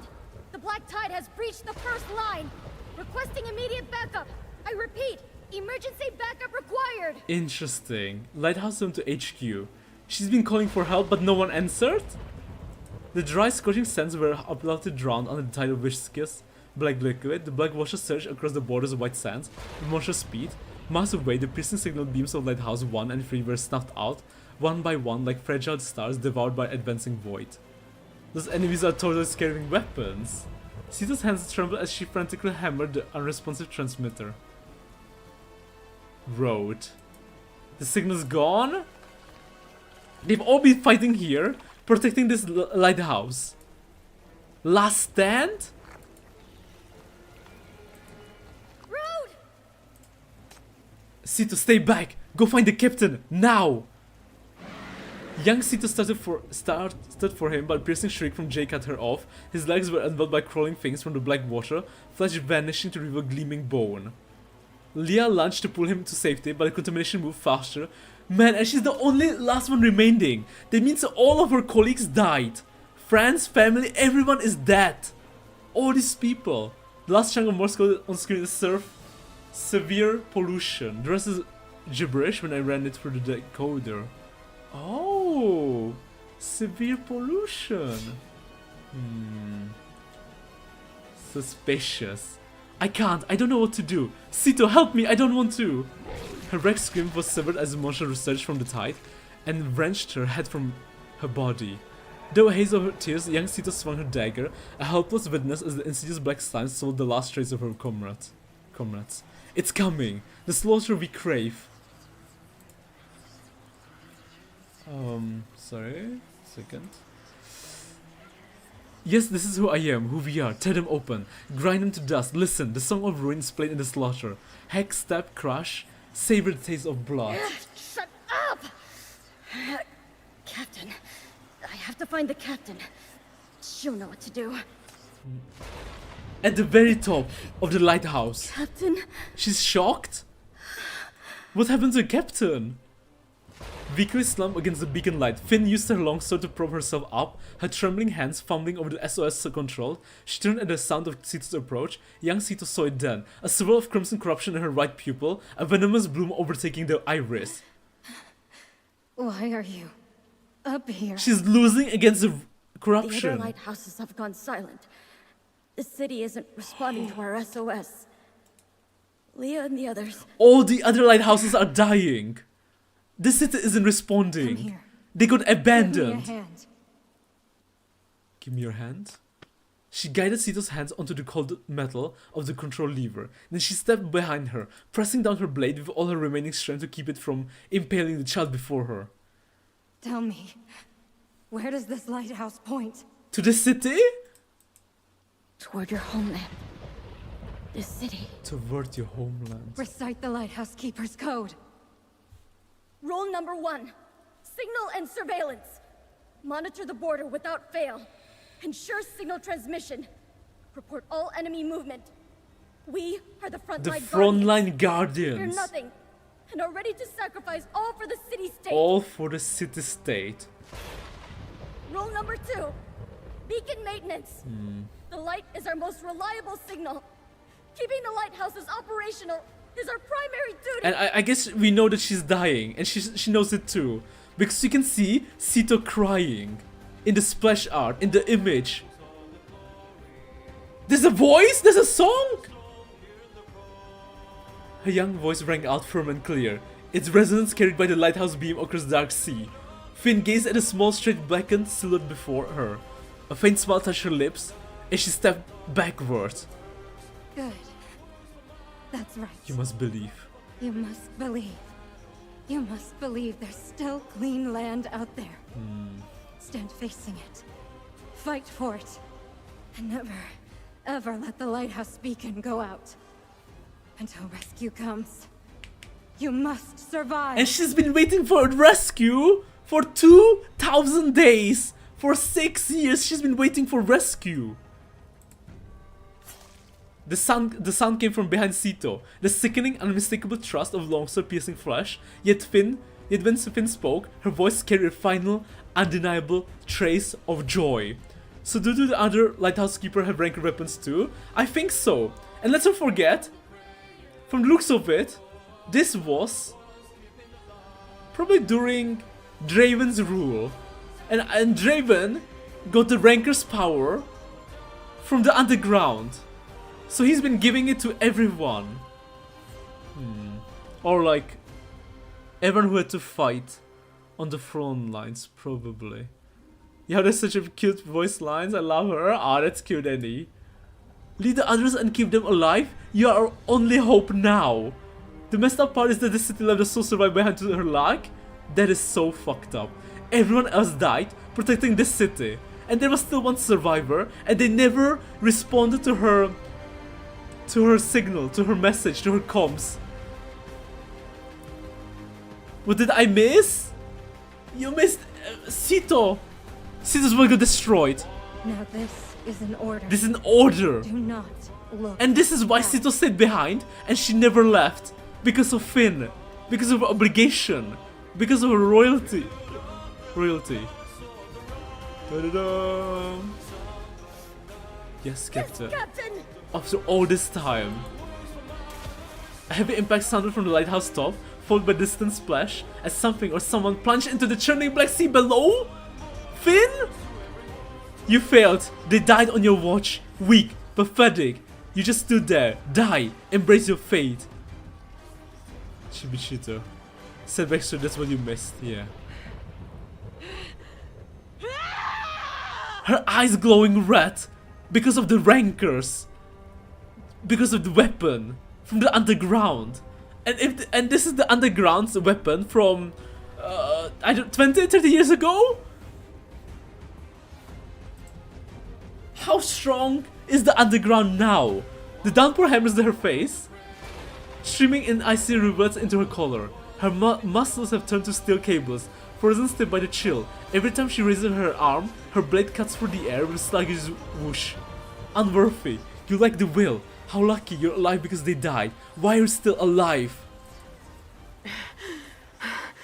Why am I still alive? She swings without aim, listening to the wet tear of monster flesh. An unsettling smile approaches across her face as deliberates deeper.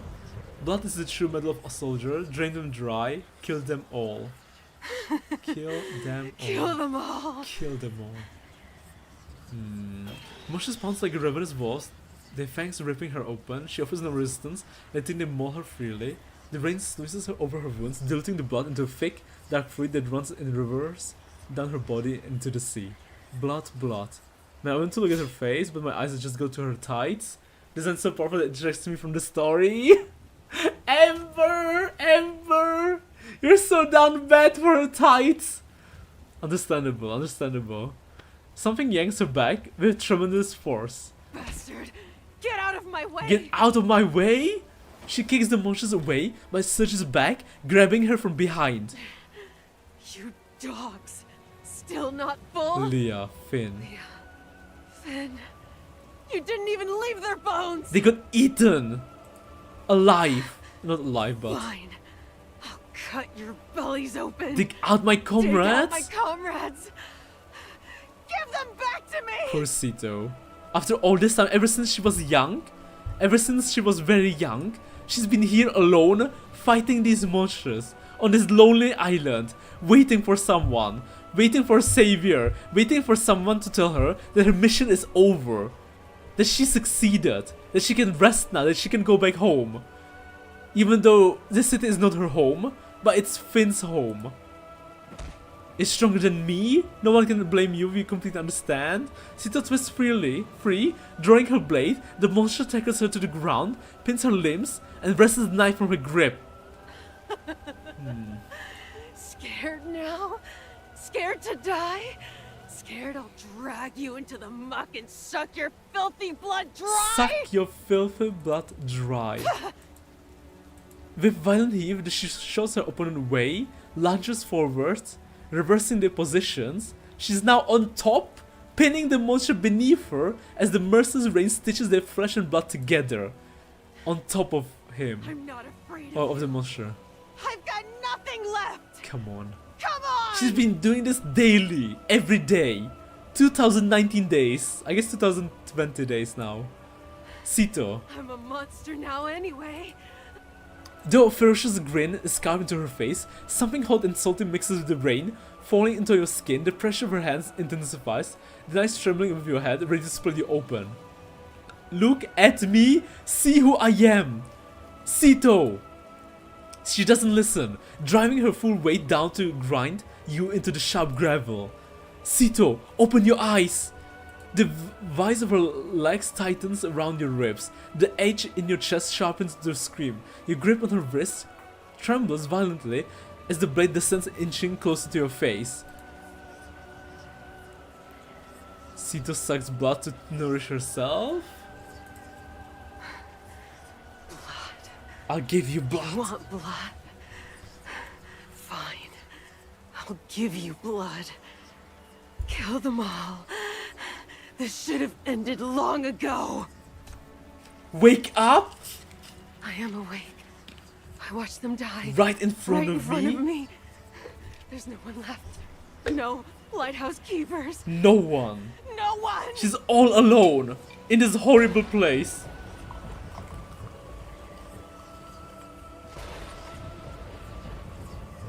Oh god. Oops. Sorry, getting water. Well, Matoni. Well, not Matoni, but sweet drink. Your strength is failing as the dagger begins its final, fatal plunge. Your weak shackles suddenly pierce her body. The blade jerks to a halt, hovering a mere centimeters away. It's you. It's the chief of the MBCC. You're not alone anymore. It's me. The city sent me. I'm here to take you all home. You're lying to me again. Lying? We're not lying.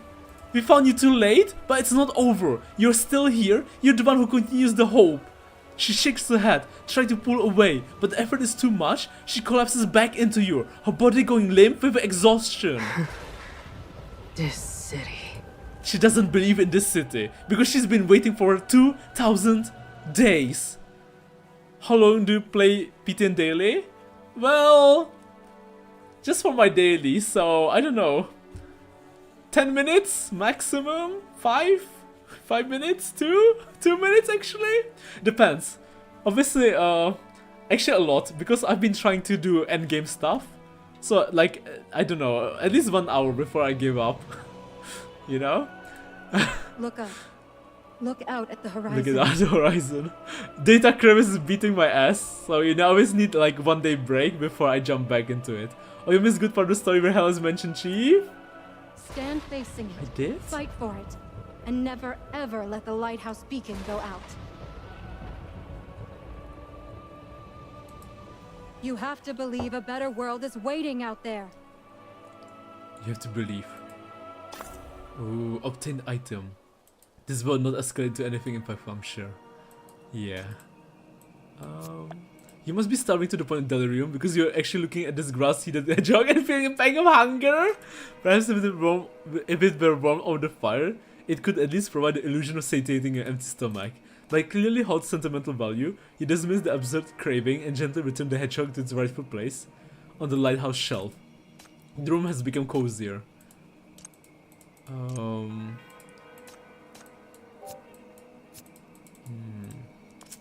Maybe craft? Oh, no. Oh, we can go outside! This special level does not impact your progress in the event's main story. If you find it too difficult, you may try it later. Is this like a battle? Oh? Many supplies have been abandoned on the shore, possibly containing essential items for survival. You need to move the supplies to the destination in order to obtain the items. Drag the cylinder to the supplies to move them in the corresponding direction. Oh, okay, got it. Now push the supplies to the destination.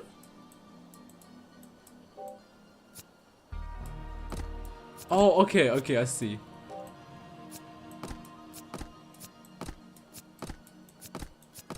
Easy. Yeah, because it was on automatic and you were distracted. Oh no! Can you tell me, Ember, what did I miss? I can't believe I missed Hela, of all people. A moist chest retrieved from the Black Tide if you had the key. Oh god, what was mentioned? I'm so stupid. Man, of all the places to get distracted, fuck me! Supply search. Move the coastal. Start. Okay, we go like this. Further.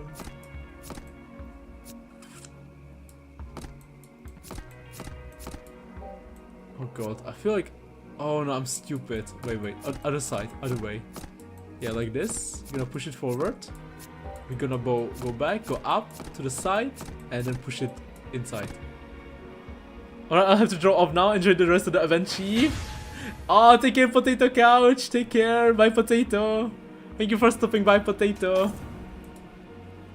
Enter the lighthouse. Can we craft? Oh, we can potentially craft some. Okay, more firewood. Can we? We made more firewood, so we put it inside. There's still lingering chill, so you feed some firewood to the stove. Across the woody fragments burst forth, cutting through the damp air and slowly infusing the space with prominent warmth. The room has become slightly warmer. We still have so many points, right? Wait, let me... Uh-oh. Oh, okay, these are the battles. What's the Oh, God. Confirm? Oh, okay. I got it. This is just, so you're stronger in battle. Island Archives. Ceto. Finn. Gallery. Got it. Let's continue. Confirm. You survive again. Burden luck. She stopped you. You're all low now. You belong to death and so does she. Kill her. Kill her. ... She also the Ceto was suicidal in despair, and she thought that's how she would be if she lost Hela to BR005. I see, yeah. You know what's crazy? She did actually end up like that, Chief, in the actual story, in the previous limited event. Damn blade. Her eyes' lids are leaden, her vision is dark rising tide, only blurry shapes of light swaying in the gloom. The lighthouse air is humid and cold. The walls themselves sweating the salty scent of black tide. Through her haze, the shadow moves with busy intent. I mean, it is, yeah, it's Precious Daughter, true. A confused thought surfaces. Wasn't she alone? Wasn't she the last one left? Stay with me. Don't pass out on me again. I need to stop the bleeding. She attempts to rise, but her body is weak. Sore ache. The fragile figure before her wavers and splits. A maddening blur degrades on her frayed nerves. Don't move. One of those things got you good. Black tide got in the wound. The maniac contamination spreading. Don't bother. This contamination. I'm used to it. It won't kill me. Maybe not, but it still hurts like hell. The wound's on your back. Turn around and take your jacket off. I've got little clean washes. Rinse it. Stop nagging. Because I'm scared of what might happen to Hecate. I'm scared too. The Fling Dog won't be holding back any punches. And not just Hecate. Don't forget the Horo. Horo is missing. Horo is missing, and even at the end of Nekrista Hella's interrogation, Perspectra, we still don't know where Horo is. And Hella promised she will find Horo. You're in bad shape. I know. I know. Yeah, Horo is missing. She cuts you off, her grip mocking into your wrist with brutal force. You gasp at the sudden sharp pain. The bandages. Take them off. But why? From last night. The wound. I hope she wasn't taken by underground sim. This is what you've become. It's a possibility. Hurry! Her knife flashes a sharp sting as she slices your palm open, tearing through the old wound. Fresh blood soaks the crude bandage in an instant. There's no time to react. Her hot, frantic breath is already on your skin.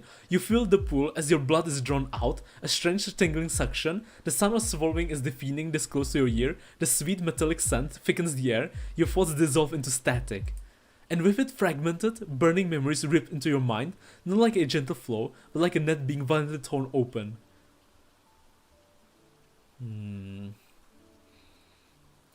Hey, this Ceto, can you hear me? I'm going to save so many people. I'm going to be a real hero, Leia. Wrote, I get to come this year. I get to come home this year just so everyone stays safe. You hear that? All you jerks who look down on me. When I get back, you'll be bowing your heads. Miles. Herbert, I want my little girl to be proud of me. She's going to have a father she can look up to. Man, and they're all dead. You hear that? We're all coming back in glory. Our rallying cry is... Since when did we get a rallying cry? Oh, come on. We'll make one up. Don't be so rigid. Got it? Repeat after me. For hope, for dawn, for every soul. Are those just lyrics from a song? Impressive. I can't believe you recognize such an old song. Hey, who are you calling old? Watch it or I'll make you run laps. Okay, easy now. You always react, but I've heard the song too. Why don't we just sing it together? Wait, we're missing someone. Ceto, come over here. We'll teach you how to sing it. There once were all the prayers for our loved ones. It's a song!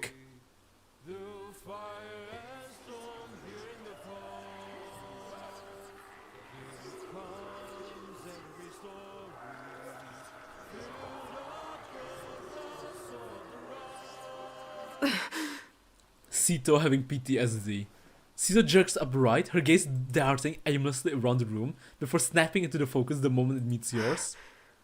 Why are you here? For you. For you, Ceto. For you.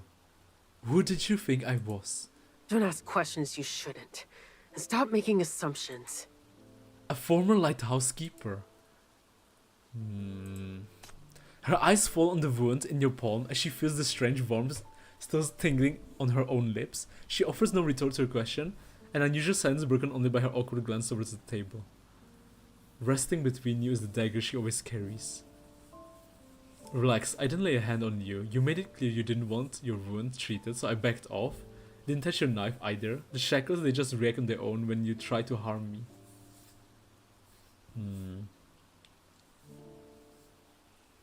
Nothing seems to shock you. In fact, your gaze upon the blade holds a trace of familiarity.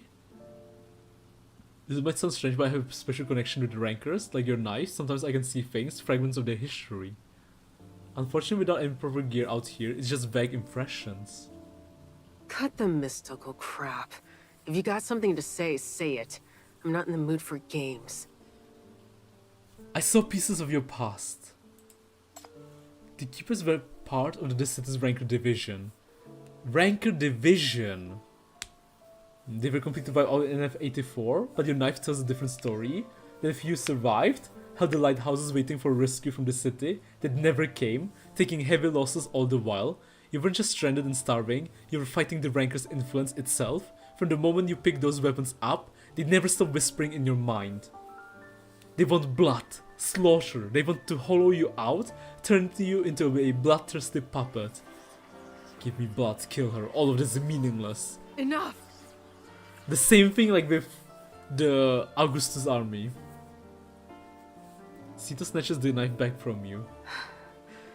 I don't care what you think. That's you know. crazy. This is none of your The business. weapons they whisper to you. Like they're alive. She rises and strides towards the door. You stop her just as her hand reaches for the handle. You can go throw yourself at the monsters again. So you can go. Like yesterday, is this a new death wish or have you just been bad at succeeding all I don't this know time? what you're talking about. I'm going to guard the lighthouse. It's my duty. It's my duty. You kept me out of the lantern room today. You set the beacon to signal abandonment, didn't you? I don't know why you're giving up, but stopping you from self-destructing is my duty. Strengthening your code, you turn to face her, your expression solemn, and extend your hand. Over a decade wielding Rancor Dagger, yeah, let's start over. I am the chief of the city, MBCT, and advisor to the Rancor squad, tasked with retrieving the remaining Rancors from the White Sands border. From the White Sands border? I'm here to bring the Rancors home! For the first time, you witness complex flow of emotions across Ceto's face. She struggles to steady her breathing, visibly fighting the urge to bombard you with questions. To bring the Rancors home. You offer a long silence, refusing to press her. You understand their resentment. How long had the keepers stood their post? 10 years, 20. However time was measured here, their story was one of the abandonment of this city. Outside rain patches relentlessly against the windows. Monsters growl and prowl the shoreline, waiting for the tide to recede. Inside the lighthouse, an unnatural silence hangs tight in the air. A defeating explosion erupts from above. The word she's been waiting for, to go back home. To finish the mission. The lone sun amidst the black tide, your only hope for rescue. Ceto's last remaining anchor. Lighthouse OT-7, which had never faltered since the black tide outbreak, is extinguished. On the 9th July of NF-115, it has suffered critical damage under the attack of the tide crawlers. The solitary islands plunged into absolute blackness. Absolute blackness. The night is dark, oppressive weight, chill seeping deep into the bone. Inside the stove, a modest but defined warmth. Add wood to the stove. You feed a bundle of wood into the stove. As flames eagerly embrace the new fuel, the warm glow falls across your face and Ceto's. Outside the lighthouse has gone dark and deep silence has fallen, the kind that hides monsters waiting in the shadows. Holy shit, maybe the Black Tide kidnapped Chief to get her to Ceto? The possibility is not zero? Like, you're trying to tell me, like, maybe the Black Tide is, like, conscious because of her friends who died? And they tried to kidnap Chief because they knew? Because they just tried to kidnap anyone to bring Ceto home, or to make sure she's, like, that she finishes the mission. Maybe. The late hours weighs heavily on you, both. There's no longer luxury but necessity to face the challenges ahead. You like to go to our daughter and save her? You know what, Amber? After the latest event, I could actually see that happen. If she could become your ally, you might actually stand a chance of rescuing Hela. Rescuing Hela from the Black Ring? Clinging to his fault, you find your student to sleep. You know what's interesting? The fact that this happened before Shattered Blade. But we didn't see her in the Shattered Blade story. Why? What happened here? Or maybe because we shackled her, and that's why. She was in pain during the Shattered Blade story event. As promised today, we'll be going over the difference between your friendly neighborhood trader and the nasty bandit ship. These days, bandits love to play dress up, pretending to be harmless merchants, but no matter how they try to hide, there are few that give ways you can spot a mile away. First up, check their draft. Bandit ships sit higher on the sand, a shallower draft, so they cut through the dunes with less resistance. Basically, they're built for speed. And the second big clue, listen up, it's all about the sound. Your average honest-to-goodness trader usually runs on a diesel engine. You'll hear a deep chugging kind of sound, a solid from, but bandit ship, they need a quick getaway power. They use more efficient gasoline engines that make this quite a noise, like whoosh whoosh whoosh. Though this information little of use to you now, you commit it to memory, it may prove valuable at White Sands. And you will return to White Sands. Suddenly from the other end of the radio, a loud bang echoes as the door is thrown open, followed by the frantic sound of someone rushing into the room. Abu cries out in pain following a dull thud. Out with it, boy, spit it out. The stab lands with a brutal, meaty thwack, sending a phantom jolt of pain tingling through your own scalp. Mr. Amir, we've talked about this. Use your words, not your hands. There's no time for this stumbling, we've got to ship. on the scope, but there is crawling with hidden mines. Its drive is way too high above the sand. She probably had to go to treatment. Like the visible black goo. I doubt she shackled her right way. The corruption of BR005 is too nasty. Maybe you're right, Amber. From the sound of it, they're running a gas engine. Reusable key. Interesting. Can we craft anything? Oh, we... Okay, never mind.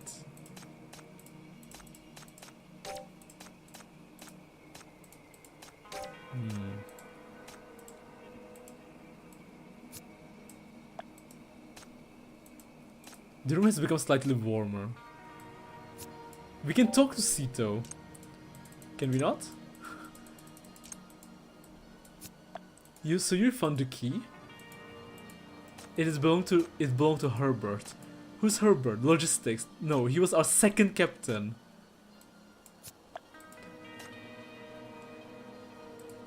She briefly mentions Miles, the lighthouse keeper's cook, but deflects all your follow-up questions with sudden finality.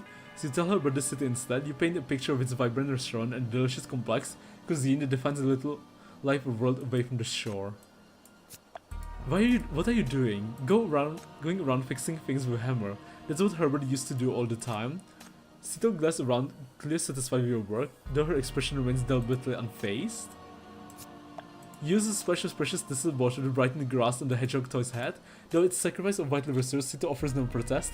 Some forms of sustenance are not for the body but for the spirit, and in this desolate place you both understand that the need to cling to them. The little hedgehog seems to perk up with newfound vitality. When you place it in Ceto's hands, you see it, or perhaps you only imagine it. The ghost of the touching her lips. Hello, just standing! Hello! Hello, just standing! Standing, we're finally playing it Friday. Woowa. Your relationship with Ceto has grown closer. Closer.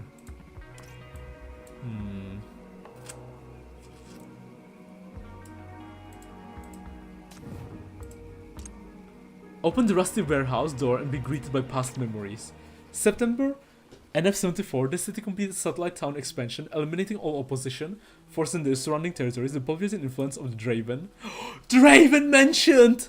The democratic elected speaker of the city council reached its zenith. My head keeps going to Ceto Kaiba when I ever read Ceto. Oh god, by Yu-Gi-Oh days. I still play Yu-Gi-Oh! Because it's so addicting. It's so addictive. It's so much fun. Have you ever played Yu-Gi-Oh! Just standing? Right now I'm playing Master Duel using a labyrinth deck. As the glory of the city independent burns bright, Speaker Draven leads our city-state to unprecedented heights. Now we call upon our young warriors to secure vital resources and ensure stability and prosperity for all. Each mission is a sacred duty, a chance to demonstrate our strength and summon our city-state's future. Youth of the city, answer Speaker Draven's call. Take up the Reaper weapons, defend our honor with your passion, ensure the city stands forever unconquered. I watched the anime, but I believe in the heart of the cards. Same. I always do that too. To guard against the counter-attacks from Metropole powers, this course established a network of observation towers along the White Sands border. Equipped with the Reapers, these towers, dubbed lighthouses by other units, formed the Ash defense line. The dual response was to monitor both the tides of ashes and outlet movements, while also serving as waypoints and supply stations for Field Squad. Oh, interesting. Interesting. Discorps. June NF-84. This sea explosion occurs, triggering global catastrophic anomalies.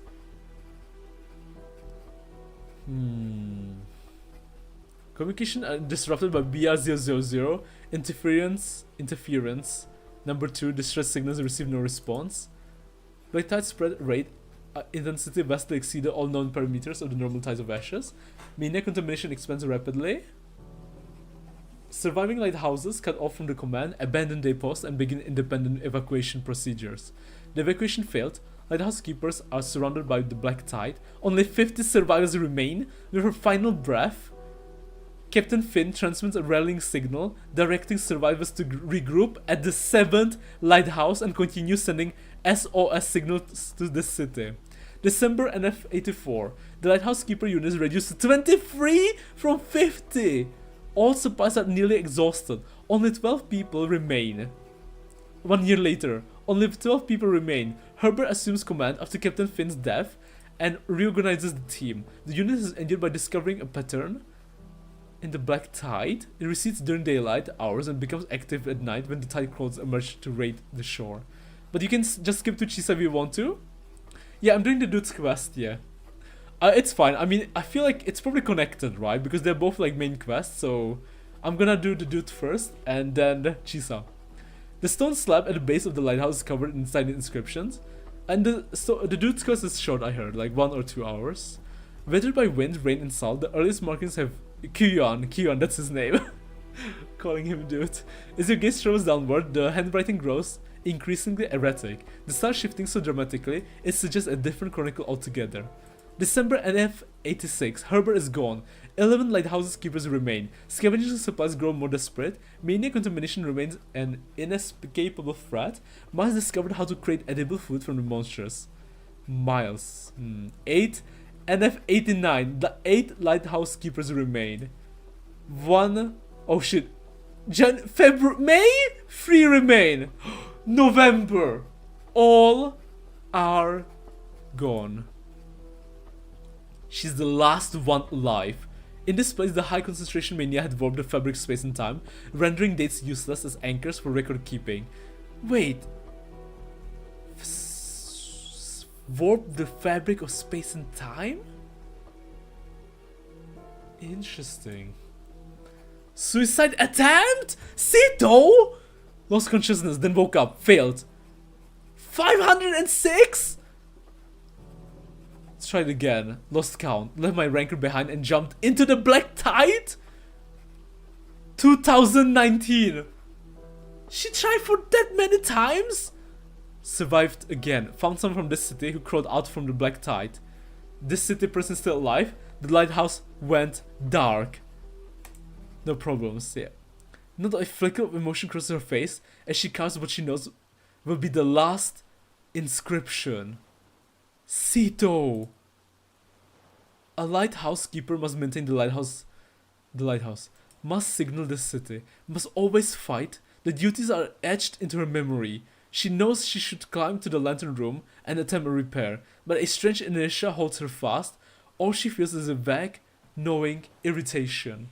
The tower clock ticks on. It chimes, counting the hours for no one. With sudden resolve, she spreads her arms, lies back in the sand, squinting at the sky. She tries to quell the storm raging within her. The sun had been a stranger here for years. Its warm, distant memory, the sea breeze, the only thing that touches her now, carrying the taste of salt across her cheeks. Maybe ending like this isn't so bad after all. At least, I can finally get some peace and quiet. Ceto. Clink, clank. The jarring ripple of metal on the metal shatters the silence. Finally, some peace and quiet. Quiet. Nope. Chief is there. Ceto grits her teeth, forcing a breath, and turns over, but then clang, clang, clang, clang, clang. The hammering escalates into brutal percussion. A relentless pounding against the inside of the skull. Chief is not letting Ceto sleep.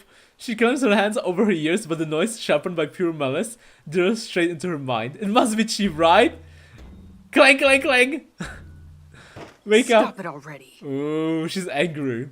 At the other end of the beach, the trouble she had scavenged from the shore is crouching over a pile of scrap. Hearing her, you look up. Big Chief, yes! Sorry for the noise, just trying to get the lighthouse functional again. Ceto's gaze sweeps over the heap of junk beside you. A tangled broken pipes, bent valves, half a signal device ripped from some forgotten machine. Looks like as if the entire scrapyard has vomited its content onto the sand. I love playing the annoying friend! Don't feel like you have to help. I can manage on my own. Unless you'd prefer to lend a hand. We would get off this island a lot faster if we work together. Who said I want to work with you? Ceto. She answers with a cold grunt, then turns away, lying back down to present you with her back. Since last night, your invitation to leave together has been met with nothing but silence. She's ignoring Chief, even though Chief is inviting her to leave this, forsaken island. I'm the chief of the MBCC, an advisor to the Ranker Squad, tasked with retrieving the remaining anchors from the White Sands border. Ceto froze for a moment, then slapped away your hand that was extended in an offer of alliance. Here we go again. And what's your proof this time? That crumpled piece of paper in your pocket? Last time, what was it? A merchant caravan? Looking for a friend? Well, congratulations on the new identity. It's the truth though! This city never abandoned you. The Ranker Squad has been searching all this time. We risk approaching the Black Tide specifically to find border soldiers like you. While you were stuck here, surrounded, something might be happening in the city too. There had to be a reason they couldn't answer your calls. And I'm sorry, I lied about who I was. I didn't know if I could trust you. I had my reasons. Playing hard to get? Good, Chief likes the hunt. True. Causes, reasons, excuses. Ceto only responded with cold, scornful laugh. You done? If you're done, then open your eyes and look around. There's nothing but water and enemies and monsters. Forcibly turn your chin towards the storm and monsters raging outside. I let you poke around this island all day. Find anything to eat? Cook up a brilliant escape plan? You think you can survive that storm? Chief is at the pub, the hunt makes sense. You can't even save It does. yourself, Ms. Advisor. Ooh, spicy. There's still a chance. If we can just get the beacon working, send a signal. A signal? She slams her fist into the wall. What do you think I've been doing for the last 8,000 days? 8,000 Ringing a days? Funeral bell for everyone under these waves? Is that it? Wait, she has been trying to escape? She's been trying to get signal for 8,000 days. 8,000 days. That's way more than just 6 years. Hello? Wait. Wait. That's 20 years, right? And I mean, plus more than 20 years. Yeah, way more than 20 years. Keep your delusions to yourself. Why am I stupid? Don't you fucking drag me into them.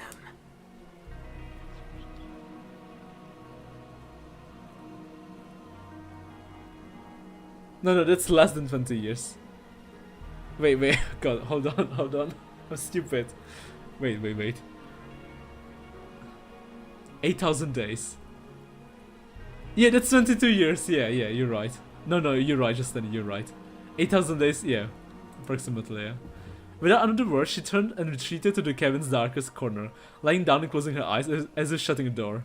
You know, sometimes when I have to use, like, simple math in practice, like, practically, my brain just shuts down. I remember, this is so embarrassing. I don't know why. I went to buy food, and I was supposed to I was buying food for, like, I don't know, let's say 10 euro. Or 8, and I just, for some reason, I just gave 5 euro. And I didn't come to my mind that I gave too little. I just couldn't do the math. For some reason, I thought I had more, or that I gave more. Or that, like, I don't know, it was weird. Sometimes my brain just completely shuts down. Her outburst, the most words you've ever heard her speak at once, left you speechless. You opened your mouth, but no sound came out. You had already seen the logs carved into the lighthouse wall, but at the time, they showed the old rankers look more impenetrable than ever. I got programmed like a sleeper agent. I'm cooked. Her swearing is mild compared to a little mouse. She needs to up her game to impress Chief. True, Amber. I can't stand here, judge your past. What's done is done, but I can prove myself to you. No matter what it takes, I'm getting off this rock and finishing what I need to do. Because we need to save Hela. It was abandonment. A betrayal. The one thing it is not is the past. I mean, Ceto is not wrong. Ceto's not wrong. But at the same time, it was also the past, but not for her. For her, it was her entire life. Help will come for us, I know it. Your words right, because the other rankers are here too. They lost Chief, but they're looking for Chief. The Doctor and Scarface, they're all here. If a miracle does happen, I'll ask you this question again. Will you leave this place with me? The numbers, I know what they mean.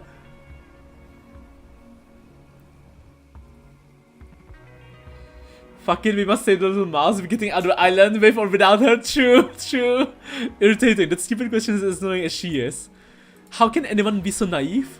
naively certain of rescue. How can someone firmly believe they will reunite with their companions and work tirelessly towards their goal? Ceto cannot comprehend it. The very thought makes her feel as if sea urchins are crawling over her.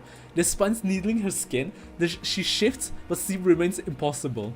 Even more grating is that persistent mumbling, buzzing like a mosquito that refuses to leave. Check the damage from last night after getting up. The monsters got the electrical circuits and the beacon housing, but the core light source is still intact, so we need power and a new lens. The radius battery won't cut it for about that big. Hydroelectric power, that's a massive project, we don't exactly have a hardware store lying around. There must be some tools here for maintenance. You delve to draw out your words, testing for a reaction. As expected, Ceto isn't asleep. At the sound of your voice, she shifts slightly further away. Last night's tension clearly isn't dissipating. Continue probing. No toolbox, fine. I can make do with these scans. Where there's a will, right? Where there's a way, there's a will. A branch of a screwdriver. Which first? This is also one of the reasons why I got Chisa. She has the golden ratio in her kit. She does? Oh god, I love the golden ratio. Especially when you had to draw it in a geometry project. I mean project. I'm calling it project, but it was more like a homework assignment. Yeah. Drawing the golden ratio. Is it called geometry? It's called geometry, right? Yeah, it's an English word, geometry. It still shows no reaction, so you pick up an empty can with extra diversion. It was really cool though. But it's been so long, like I don't remember how to do any, you know, stuff like that anymore. Raise it high. You know, when it comes to drawing, yeah, geometry, yeah. My geometry skills have massively deteriorated, like massively. Like I can barely count simple angles and do simple geometry math.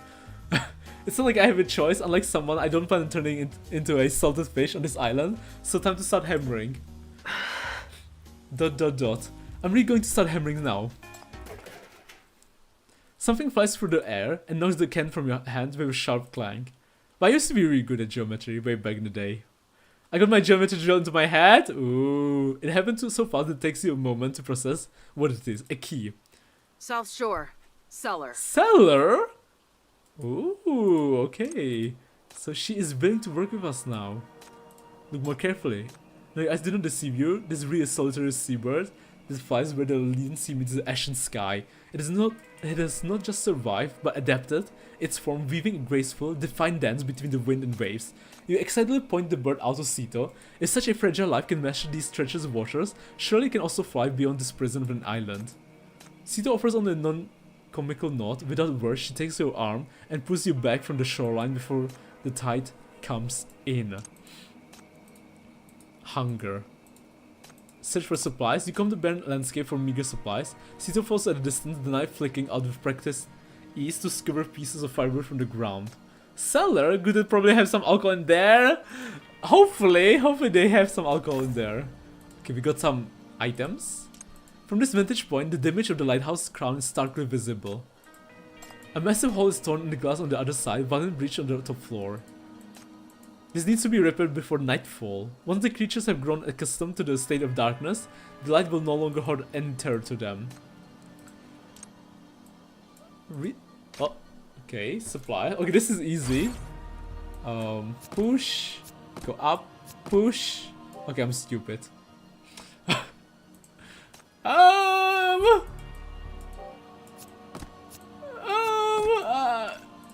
Okay, hold on. Let me think. Start? Okay, I think I get it. We have to go around. We push it. Push it.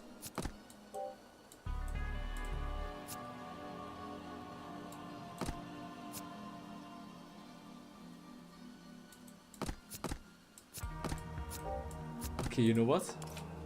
Hold on, hold on. Wait, this can't be that hard. Wait. If I push it forward, then I'll be stuck.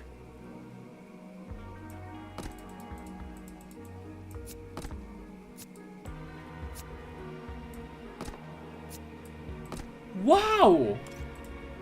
Wait, this is difficult.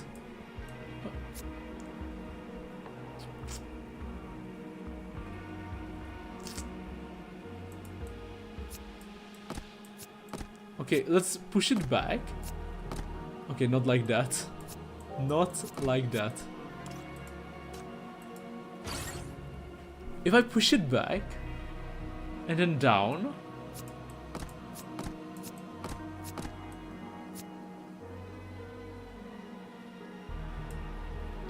This will take some time? Yeah, I think so too.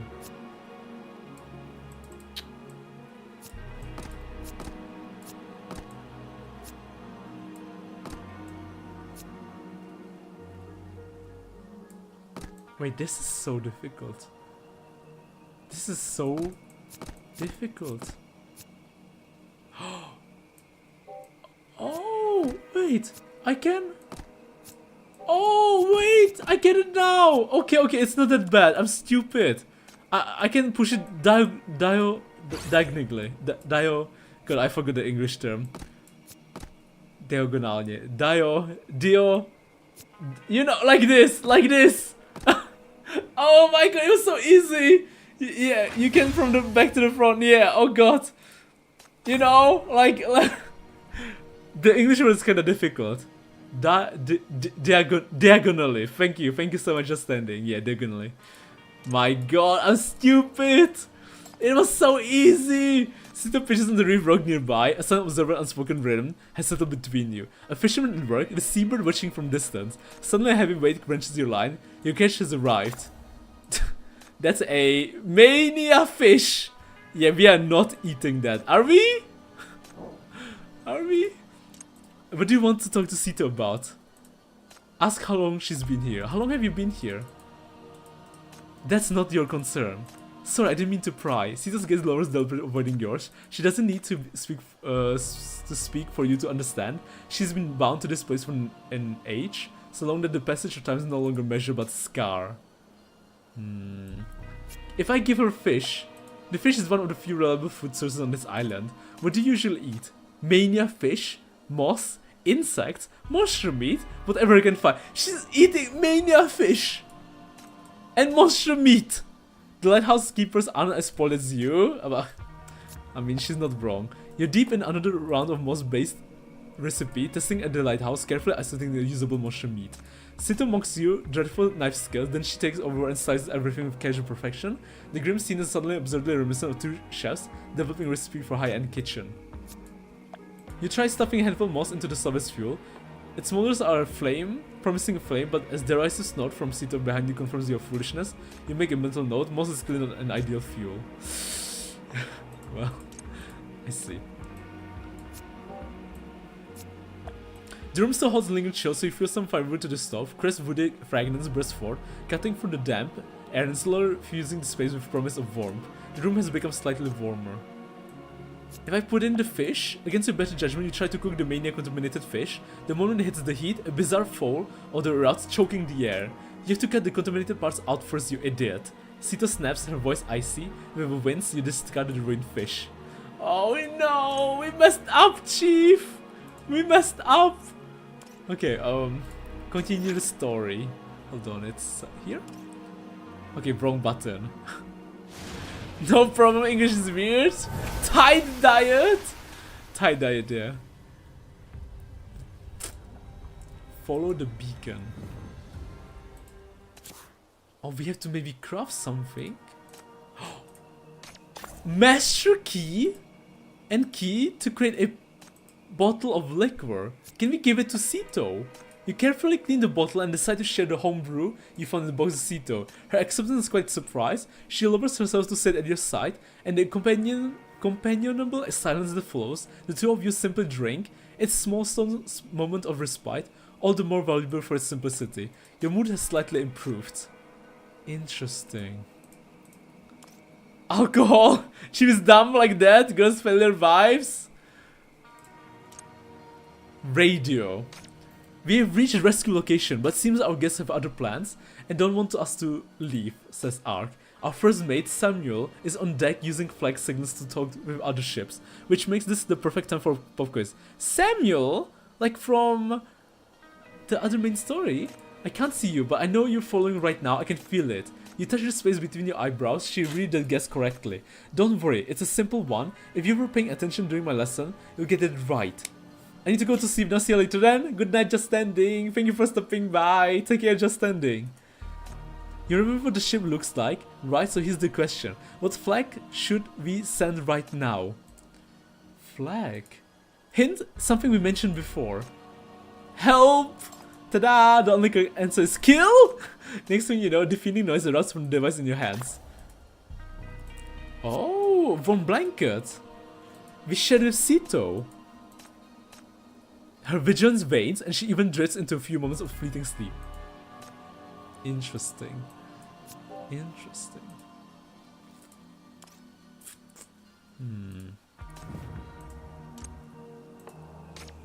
You find a dim energy, light and fastened to your waist before setting out alone along the island's abandoned southern path.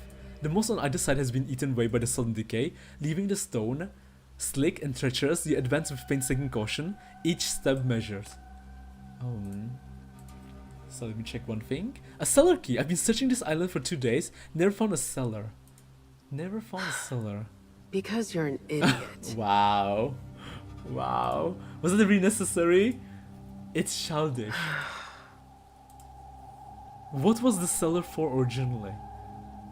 A well. Connected to channels for the 9 lighthouses. This was White Sands. We 9 needed water. lighthouses. Water. Water? Then we No. could... It's useless now.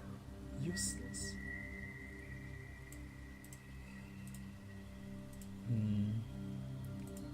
You squeeze through the split structure of the chamber, ducking under a section of carved steel beams. Inside the darkness is absolute deep as the ocean abyss. The only remnants of light are shattered wires tangled in the iron frames overhead. When the black tide hit, that was the first place to go. The first place to go. If it weren't for those channels, the filth might not have spread so damn fast. They sealed it after the contamination filled most of it in. No one's allowed back. I won't stop you from going in, but don't blame me if you wake up the things sleeping down there. Tide crawlers. The beasts that crawl ashore at night.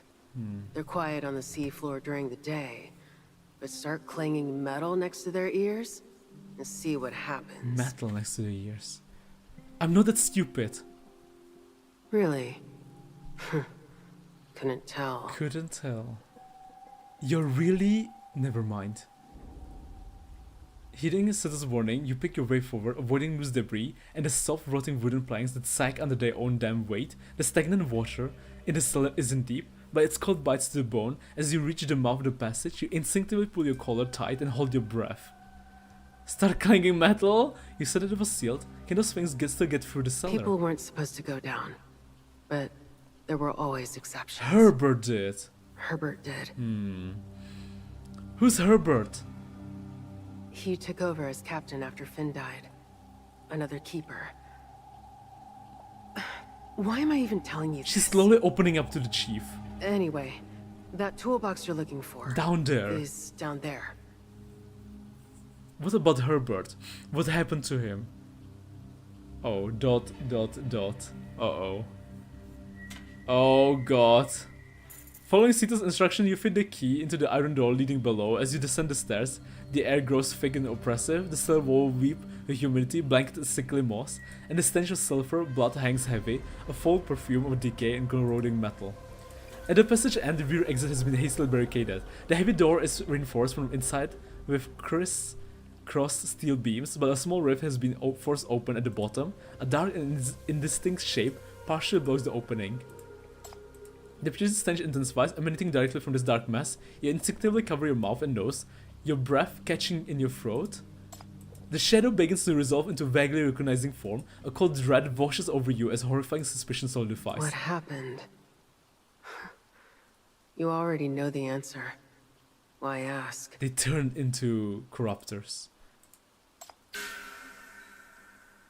It is a human corpse, or more precisely, half of one. The right half soaks in the black tide, his remaining skin a grotesque map of complete mutation. The left whole remains inside the cellar, the hand locked in a death grip around a hydraulic cutter, frozen in a desperate act of trying to sever his own body in two. A rusted toolbox has fallen at his feet. Whoa. Wait, that is Where's brutal. Herbert? It's his shift. Oh my god, and we see even Ceto's backstory. Seeing all of her friends die one by one. Ceto, it's Captain now. I'm so disrespectful. Don't be so disrespectful to the new captain of the lighthouse keepers. You're loud. Miles, look at her. What happened to... Make her like this. Has our little Ceto ever been any other way? That's just her character. I give up. No one can handle her but Finn anyway. The name hung in the air, a ghost of someone already gone. In the stiff silence that followed, Miles scratched his head. Oh, right. Herbert said we're running low on hypercubes. Soon we won't be able to suppress those weapons. Weapons? He went to look for more. For more? Where would he even find more... Wait. He didn't go to... The southern cellar. Said he had it under control. Oh god. Not the thunder. Not the freaking thunder. What are you doing? She saw him dying. It's too dangerous. Turning into He a said you had it under corruptor. control.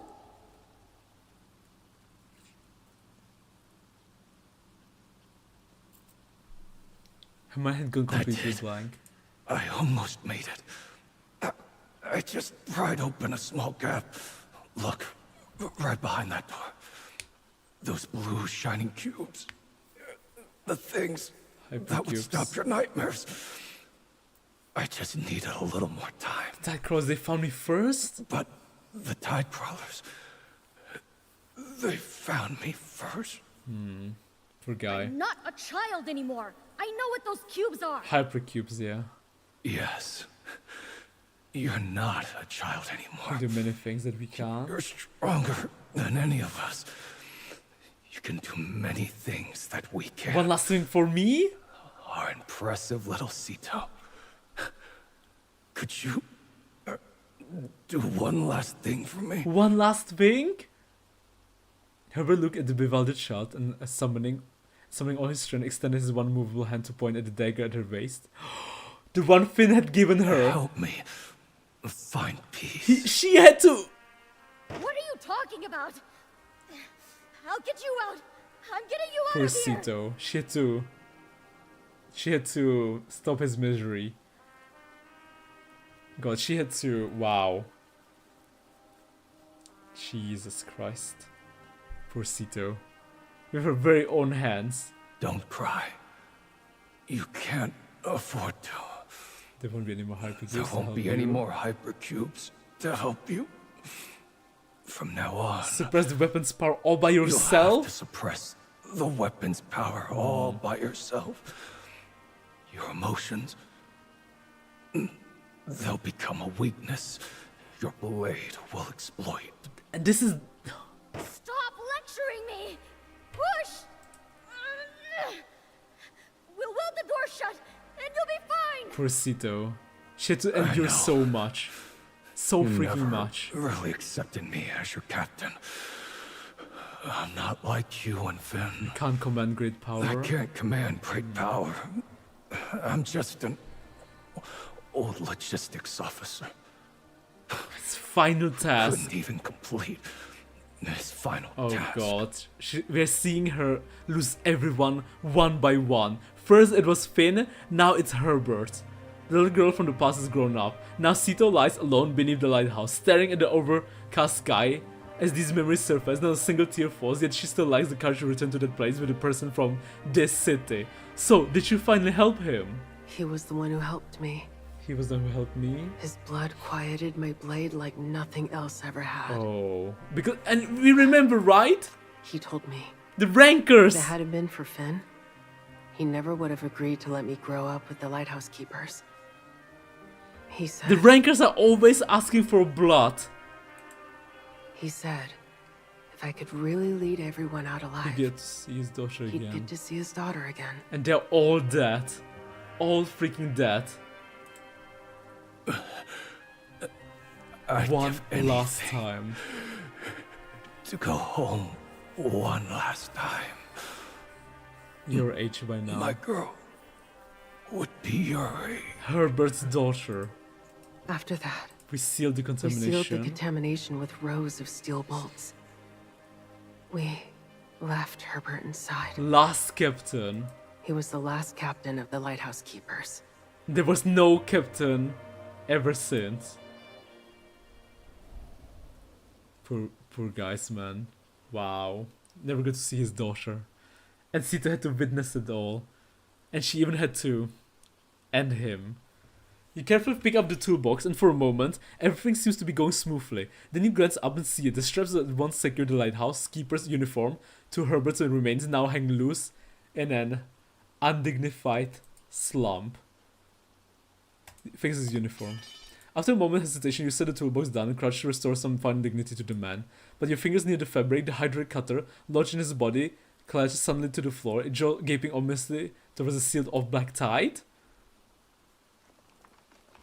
Following the direction, your heart stops. Behind Herbert's remains, thousands of crimson eyes have slid open, fixed on you with chilling hunger. It's the monsters. Whether coincidence or final warning, the cutter's message is clear. Run! Jesus. I don't have. So you're in. They will behave. I'm ready anytime. If this scene could be real.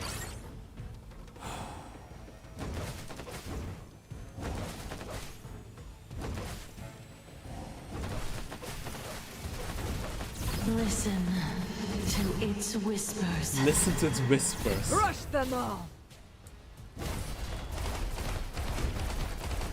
Behold, the grand please. Full system locked on. Clear area.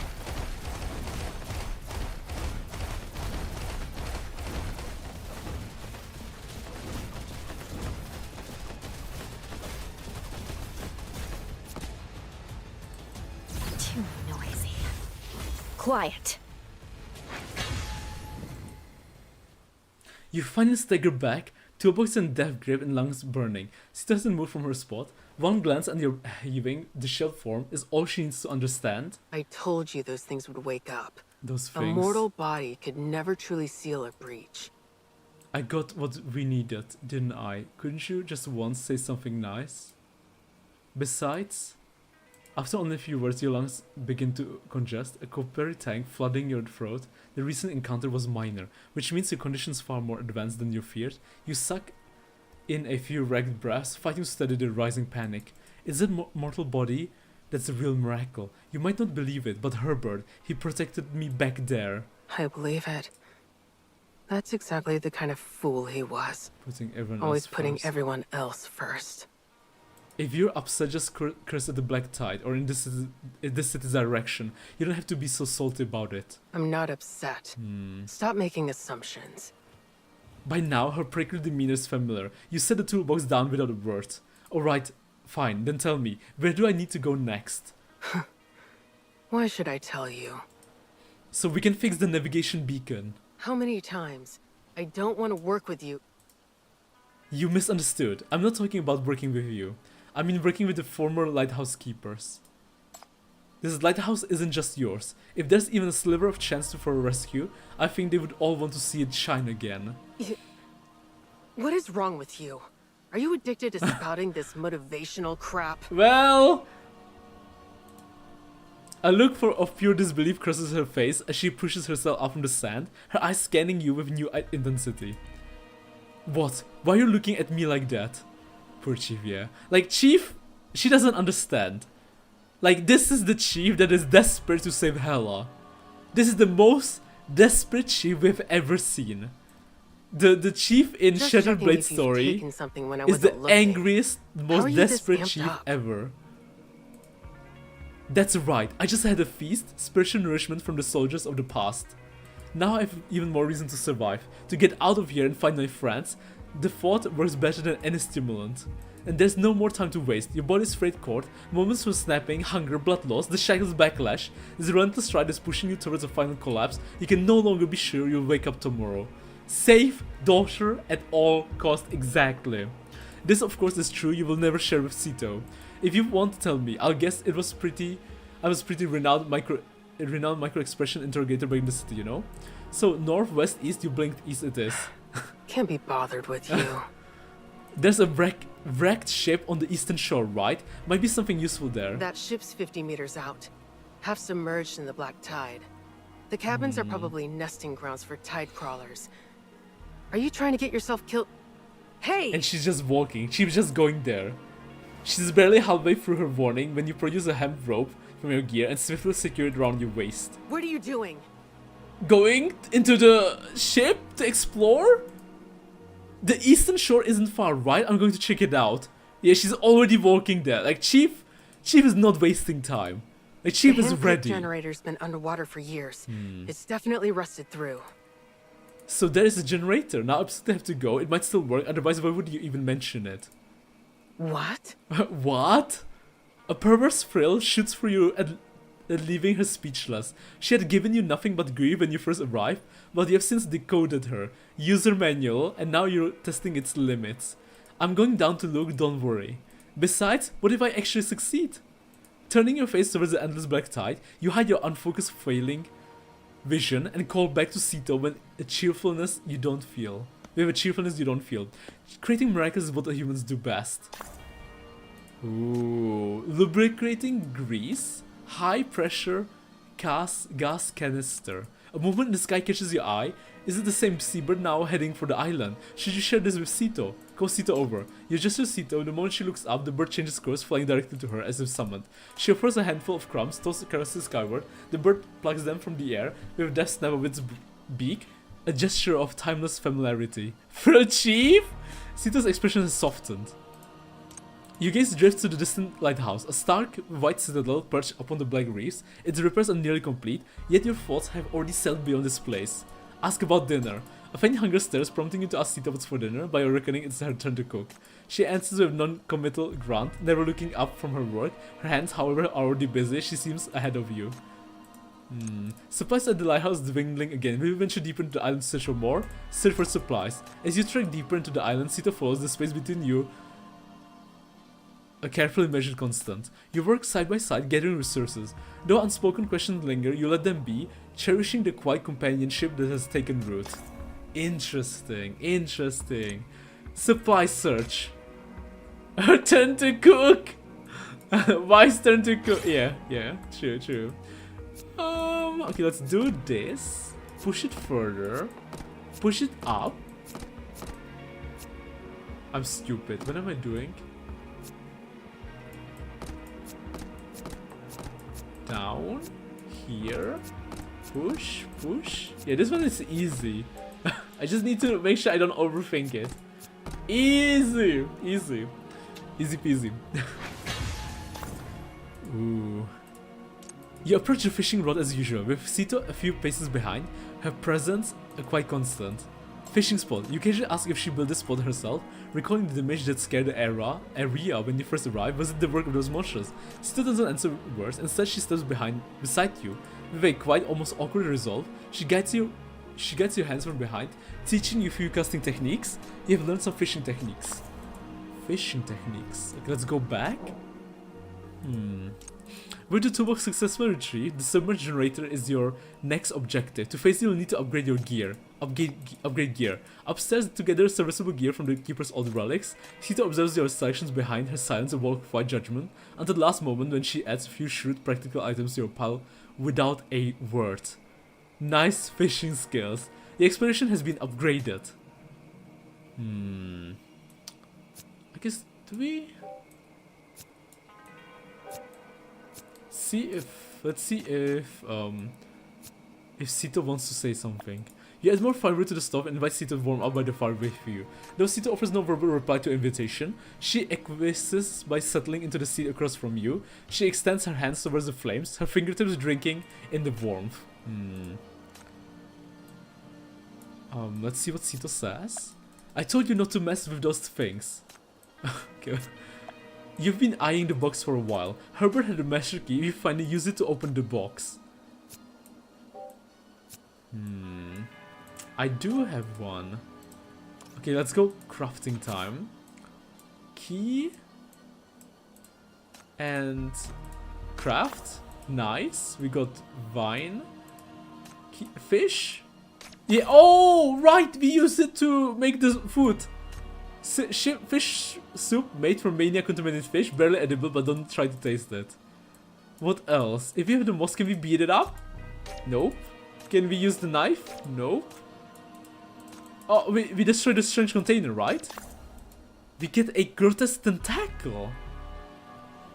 Throw them away! Throw them away! Throw them away! Okay, good to know, good to know. Handkerchief? Knife? Nope. I'm just trying all the combinations. I guess we cut it. Oh, we do! And we make more food! Do not eat, do not eat, do not eat! Putrid fish soup. Well, that did not help the situation. That did not help the situation at all. Wow. What if we combine moss and... Oh, liquor? I see. Okay, let's ask Ceto. What does she have to say? You probably should not show this to Ceto. Okay? Yeah, she is, okay, the other one. Despite cutting out the most mania-ridden parts, the mushroom fish soup is still barely potable. Shin's relative! No, Amber!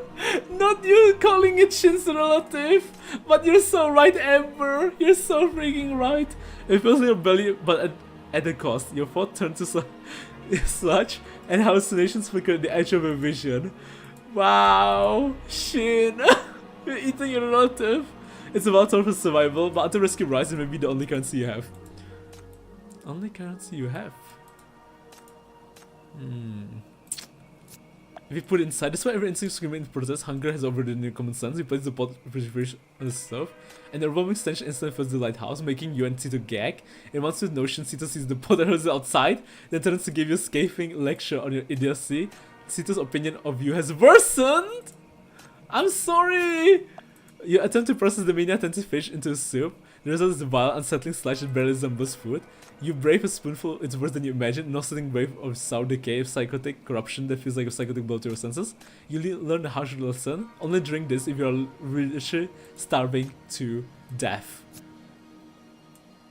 You produce another bottle of homebrew sewage from the crate. The drink does more than lift your spirits, it is a welcome burning hydration. Your relationship with Ceto has grown closer.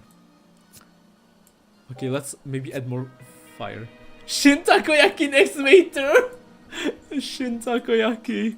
The room has become slightly warmer. Interesting. Interesting. Oh, right, sorry. Ark. What is Ark up to this time?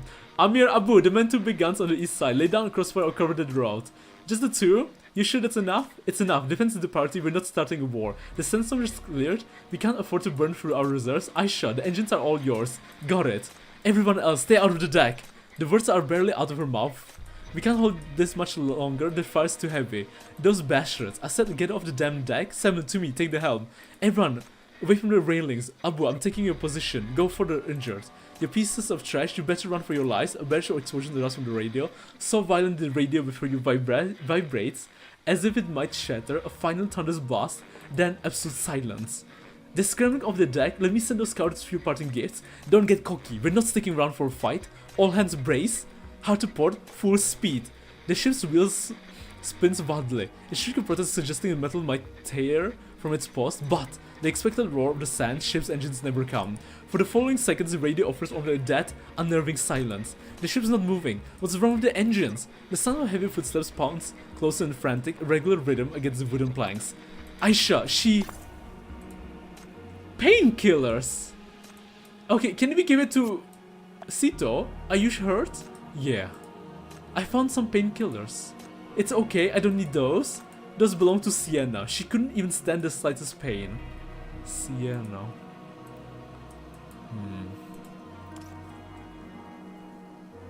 I guess we go outside and continue the main story. Step by step, you wade into the black tide to hemp rope round your waist. You're only tethered to safety. The ice-cold water climbs relentlessly, past your ankles, swelling your waist, rising over your chest, until you're no longer walking but floating under the black tide. You swim with painstaking caution, skimming the surface, desperate not to disturb what slumbers in the depths. Your mind fixates on a single number, 50 meters. A growing distance for someone starved and hunted, but for rescue boat it will be a brief dash to shore. Rescue boat. At what you hope is the right point, you draw a sharp breath, grip the rope firmly, plunge into the darkness below. Into the darkness below. When we were first trapped, the lighthouse keepers gathered every vessel to break through the black tide. But the mania field scrambled our navigation. Monsters swarmed every hull. Not a single ship made it out. Not a single ship. This rescue boat is all we have left. It was the smallest one. Crippled We couldn't dog? risk losing it too. Miles named it the Crippled Dog. Interesting name. We take it out sometimes to collect floating debris, scavenging for anything useful. Diving. The moment you see it, you understand the grim irony of its name. The crippled dog, the rescue boat lies on its side, surrounded by dormant monsters, its hull split open like a fresh wound. Only half an engine remains, a testament to its final collapse. Enter the cabin. We are actually diving, you're right! We are inside, underwater! A deadly silence envelops you. Thin rays of daylight pierce the murky water, illuminating graveyard of twisted metal seats, a dashboard veined with shattered glass, thick cables that hang like the suspended tentacles of some long dead beast. You hold your breath, extending a thick gloved hand towards a corner of the cabin. There, half buried in still debris, lies a metal box, its sharp edges just visible above the muck. Cautiously brushing aside floating debris, your focus narrows to the crank handle of the box side. This is it. Price you risk everything for. On the handle's grip, a massive charred handprint is seared deep into the metal. The impression is so vivid, you can trace the outlines of every knuckle and palm bone, a permanent scream frozen I in saw steel. something was wrong from the top of the lighthouse. Even before the crippled dog? Even before the crippled dog ran aground. Even before. Miles! Speed up! The tide's coming in! Hurry! I kept signaling him with the beacon. But that orange glow It in just the water, didn't move. it just didn't move. And she saw Miles die. And he didn't make it. Damn it. Of all the lousy timing. The engine gave a final spotting cough, its death rattle spray of electrical sparks before it fell completely silent. Even the backup batteries were mute, the indicators dark, victims of the corrosive black tide. The kids back home are probably starving. I'm not letting these supplies end up as monster chow. Monster Chow. You think a little trouble like this can stop this old salt? I've weathered the black tide before! Miles. They all tried their best to survive in this horrible place. Moving! In this desolate I place. immediately ran ashore to meet There were him. 50 of them At the time, at the I beginning. didn't even stop to think how he'd gotten the stranded boat moving again. Didn't you say there was a hand crank generator on the boat? It's just a rescue boat. A normal person could have cranked until they collapsed and gotten But nowhere. Miles was different. But Miles Soldier. was different. He was a soldier. He had the power the battlefield gave us. The Rancor. Yes. He gave himself to the blade. To get the food, to get the supplies to the starving people. Sacrificing his life to do his one final attack, one final push. To gain the powers. Wedged between the generator and the cabin wall like a human lever, Miles braced his feet and gripped the twisted crank. His hands, calloused from a lifetime of spatulas, now faced a different kind of heat. As he turned the crank relentlessly, mania took hold, integrating his body with both systems. It was parasitic connection. The blade indiscriminately devoured his life force, converting it into a surge of power. The cost was immediate and horrific. His skin blistered, smoked, and blackened. Agony threatened to unmoor his mind, but willpower held him at bay. He watched detached, and his own blood and scalding fat dripping into the generator with a sickening hiss. Now I'm smelling like roasted meat. That's it? That's it. Now turn! Faster! Power! Power! Turn, you hunk of junk! Burn my blood to steam! Miles. I'm getting... And this is how Miles went out. And this is the place, this is the current timeline. With your last breath burning in your lungs, you dive into the cabin floor and clutch the heavy metal box. Then you come face to face with the island's chef and the captain of the crippled dog, Miles. Ooh. When the boat stopped moving out Oh there, god. I had to swim to it. Oh, she saw it all every time. She saw everyone die. I found him in the cabin. His body was still Every making the cranking person! motion. She witnessed Hands everyone! fused to the handle, He was already gone. but he was already gone. Yeah, that's one way to go. And she witnessed, yeah, all of their Water bodies. and monsters were pouring in. I couldn't take him with me. I couldn't take him with me.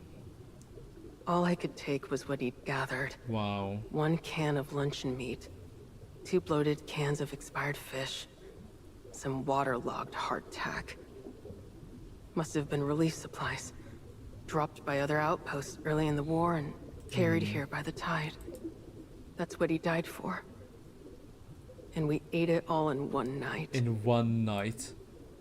Ma's body is grotesquely bloated, skin straining against the uniform, hands forever frozen in desperate grasp. Though ravaged by years in the sea, a ghost of a smile remains on his corroded face. Jesus Christ. Your oxygen is critically low, you kick off the bottom, struggling towards the surface with the heavy box. After 2 frantic kicks, a primal sense screams that something is approaching from the murk behind you. Do you know what happens to soldiers, like Miles, when they surrender completely to the rancors? They become corruptors? You glance back, only to find nothing but swirling darkness. Then, a pitch black, bloated figure erupts from the gloom. Before you can process it, a putrid blood-tinged slime floods your nostrils. They lose their minds. Their bodies are By the consumed evil by power. that evil power. The next moment, 2 hollow eye sockets lock into yours. It's Miles, he's still alive? His form now a rotting, contaminated horror, pressing against you. They become just like the tide crawlers. Mania monsters. Mania monsters. Jesus. So we're gonna have to fight Miles. We are fighting Miles. So you're in charge this time? This should be fun. I don't have much to contribute. If this scene could... Ready? We're going on TV now! Haha! Tremble before me, you fiend! Tremble before me, you fiend.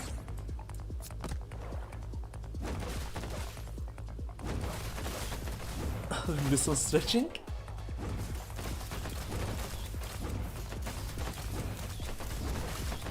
The black tide that surrounds the Halal house is made up by Ceto's family, mark my words. Oh boy.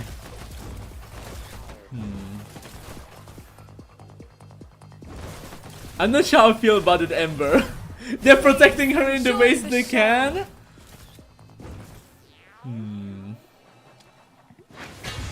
Is it though? Is it? Because Mars was family too, right? And right now Mars was attacking Chief.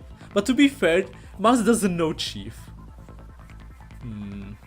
You know, oh god, if you're right, Ember, then you're a genius predicting that. Holy shit. If it turns out to be correct, holy shit, Ember.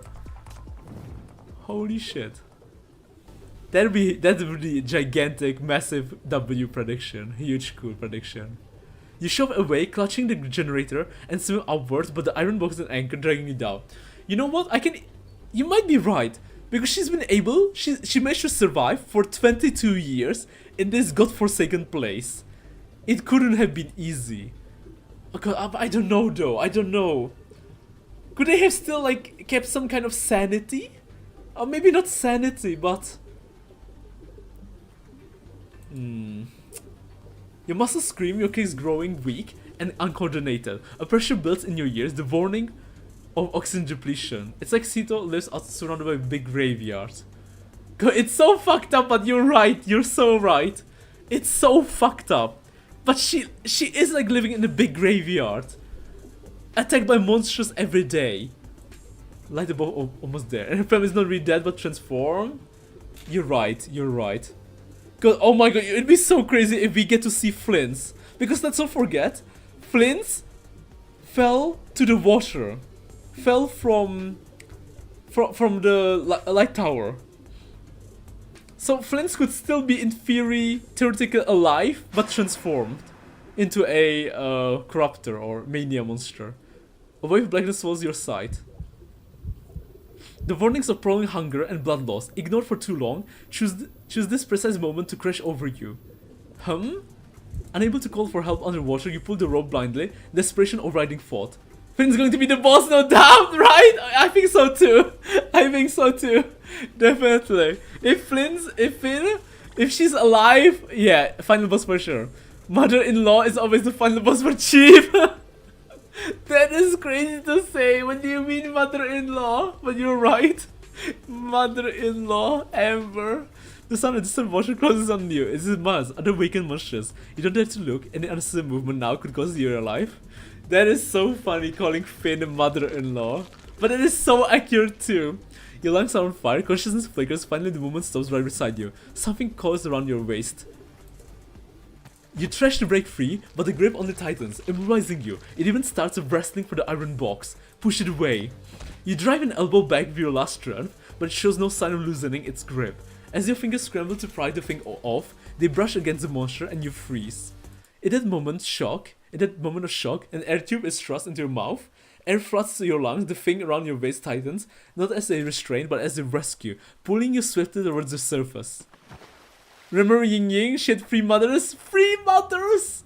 The moment your head breaks through, you spit out the tube and gasp a question. Ceto, is that you? Who else would it be? A ghost? Well, I can't see a thing. 3 mothers-in-law! That is crazy! I don't remember that! We're still some distance from shore. 3. Keep your voice down. No wonder. Don't track them. No wonder it was such a difficult quest. Limited event. The thing chasing me, I think it might be Miles. I know. She knows.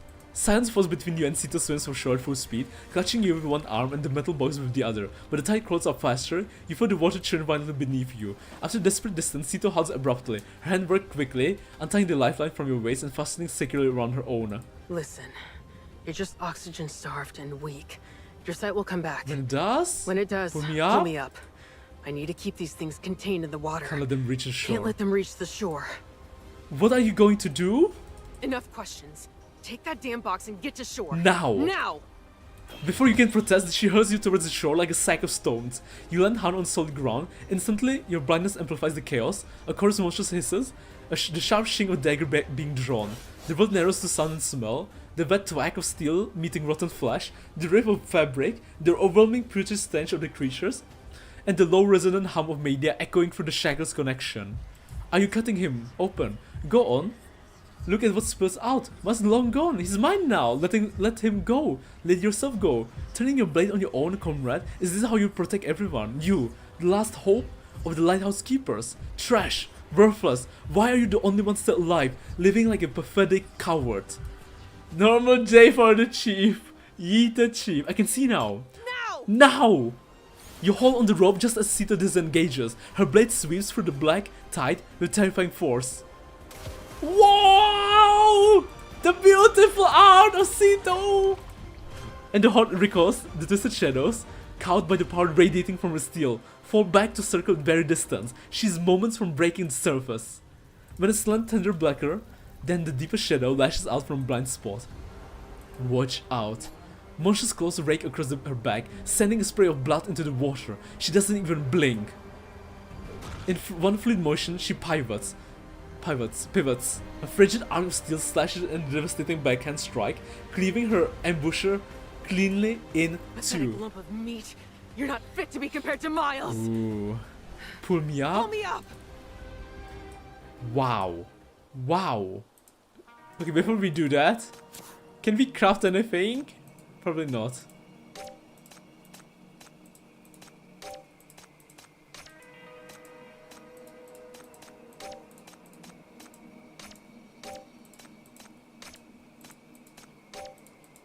Okay.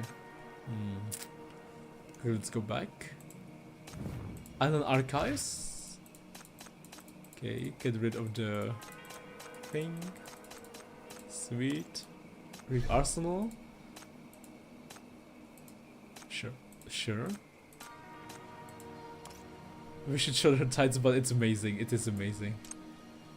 Wounds, hunger, warmth, heartbeat. The tangible feelings of being alive. Ceto.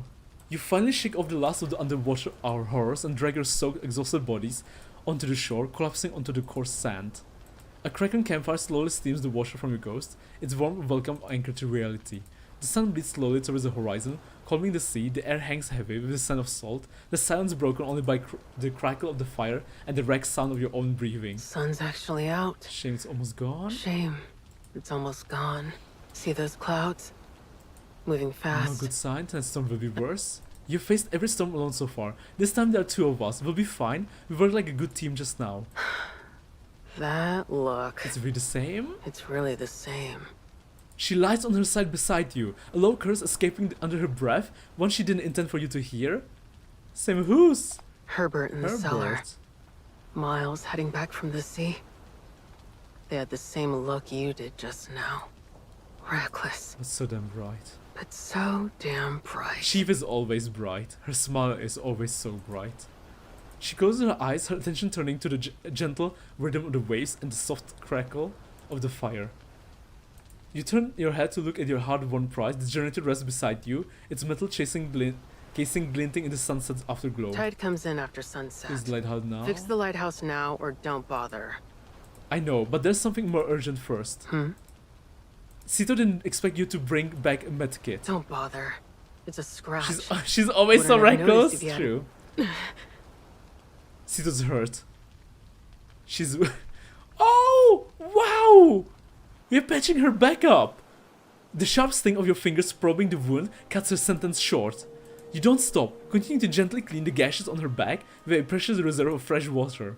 Looks like the wounds from last night reopened. Does it hurt? No. Aw. I'm used to it. Used to it. I don't believe you. Should I press a little harder? Hey!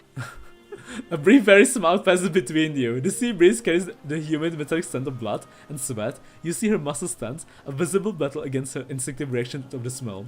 In response, your own movement slow. You touch gently as the proximity, the sound of your breathing intervenes. This time, she doesn't pull away. As you tend to her wounds, you finally see the map of the old injuries covering her body. Some faded to scars, others fresh escaped, and a few still openly weeping. Has anyone ever told you you have no sense of humor? Has anyone ever told you you have a death wish? Ceto, what do you mean? Actually, yeah, plenty, but from someone who was sending out signals saying she was gonna die fighting monsters, you don't get to lecture me about having a death wish. True. True. Wow, she's so beautiful! Quit nagging already. With Chi behind her? And they even have the same hair color! Well, not really, but at least in the sunset. Under the sunset.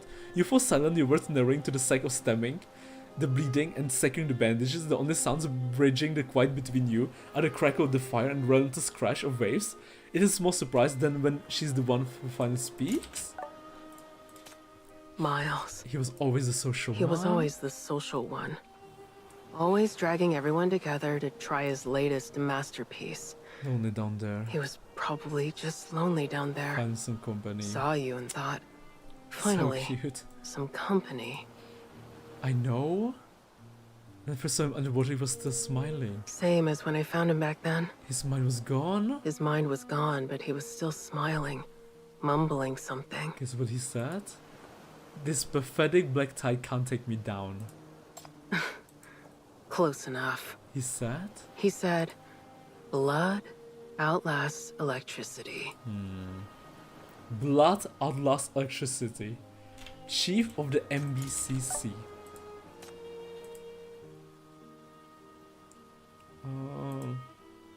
If I were Miles, I definitely didn't bring the chip back because I had a death wish, and I don't think Herbert was trying to end his life when he went for the hypercubes either. They wanted to live more than anyone, they wanted everyone to live. Blood continues to seep out and you covered it with layer after layer of cloth.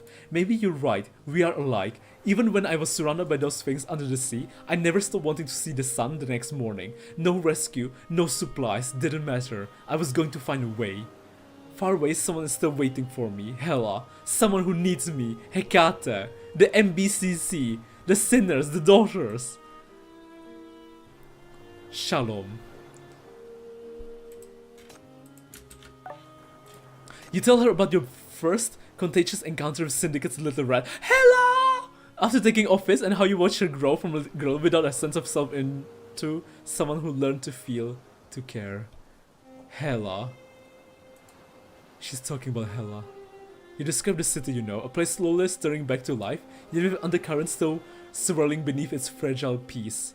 The mouse is crazy soft, just like Chief, definitely. They're all amazing. They're all crazy.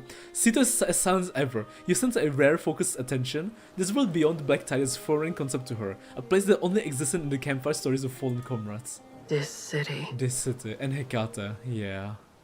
Yeah. And Elvira now too. Elvira. And so many others. And Awu.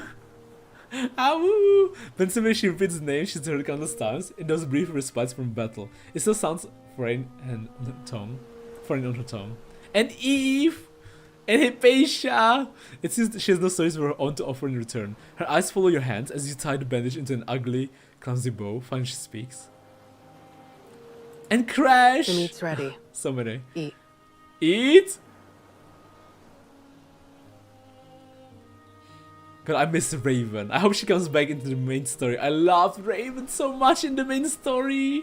Raven was amazing. And that one scene when she sacrificed her life to protect Crash. I cried so much over that scene. And when I first played through it. And then when I played through it again, I cried even more. So many daughters, so little time spent with them because of the underground. True. Over the fire, it mushes like scissors and pops. Releasing a surprising savory aroma. A far cry from the fall stench you anticipated. After 2 days without food, it smells almost appetizing.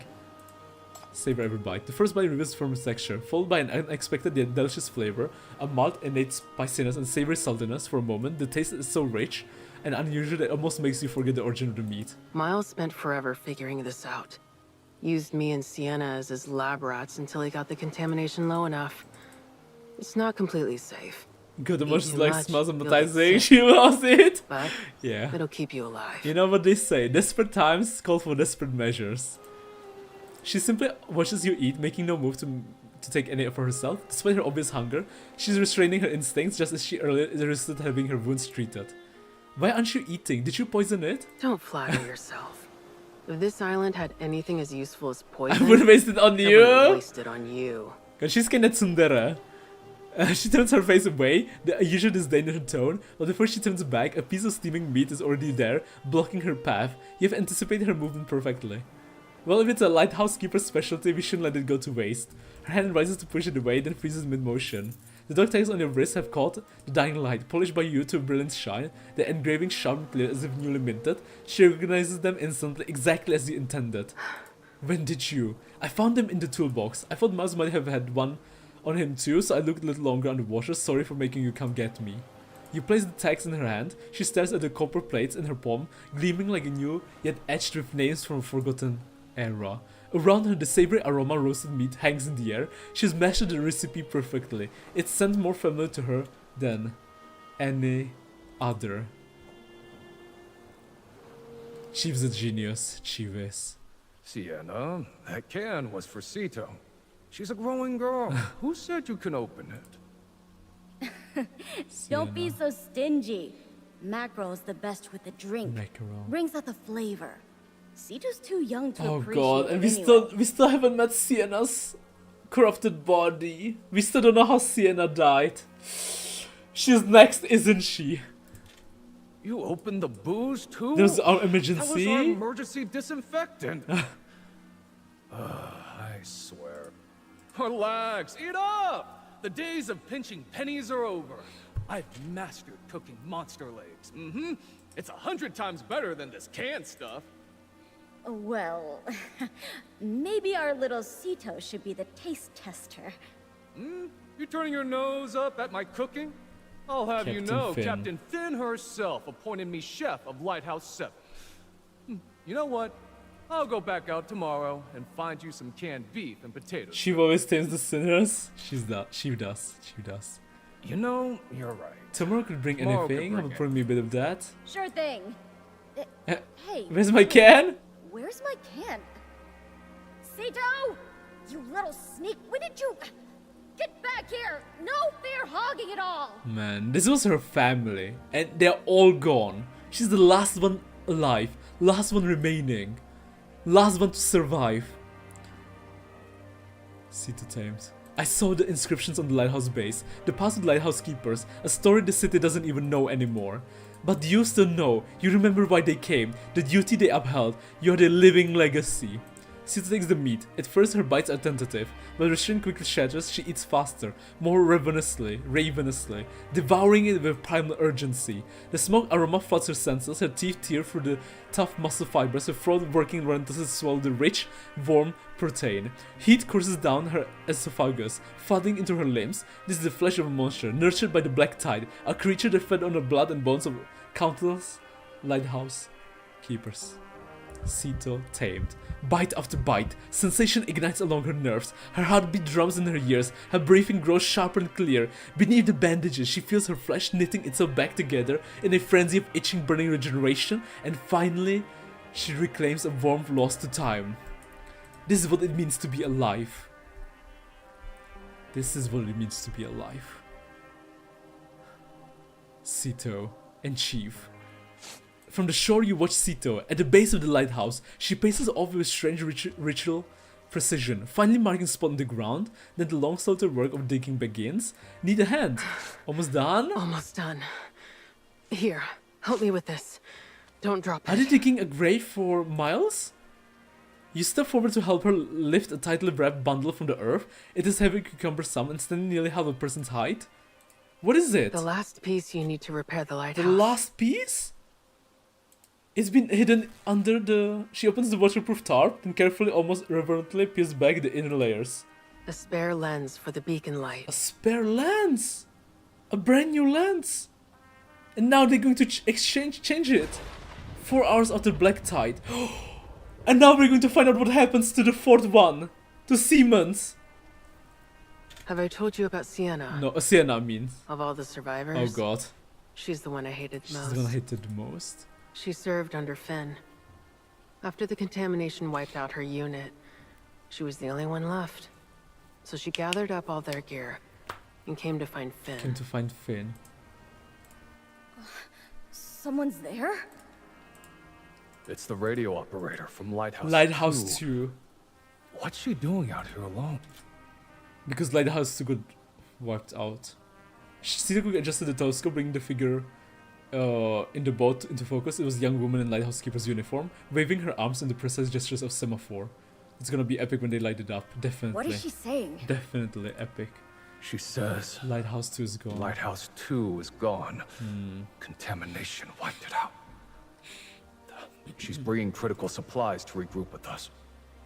The girl in the lifeboat pointed to a lens wrapped in the bloodstained cloth beside her, using a semaphore to signal the message. The last light.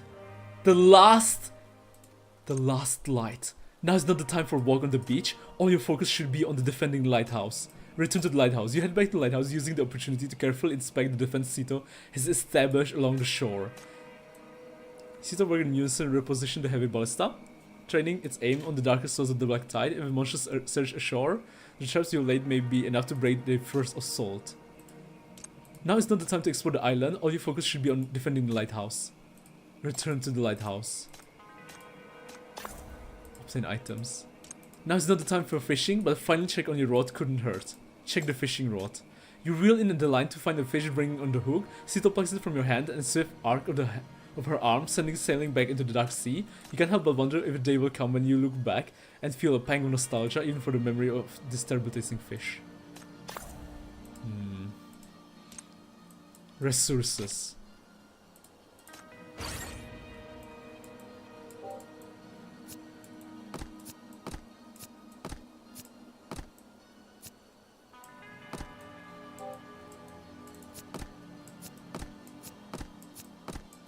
Easy. Easy, first try.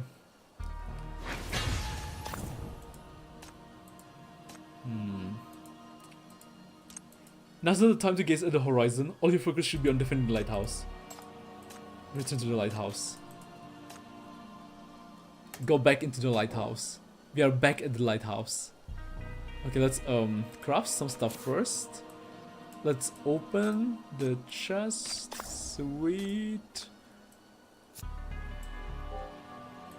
Get her some. You continue share drinks with Ceto, salvage from the black tide. You probably had a bit too much. A fact betrayed by the soft, unbidden tune you've begun. You hum nicely. Sienna had a voice like that. She was better suited for a stage than Lighthouse.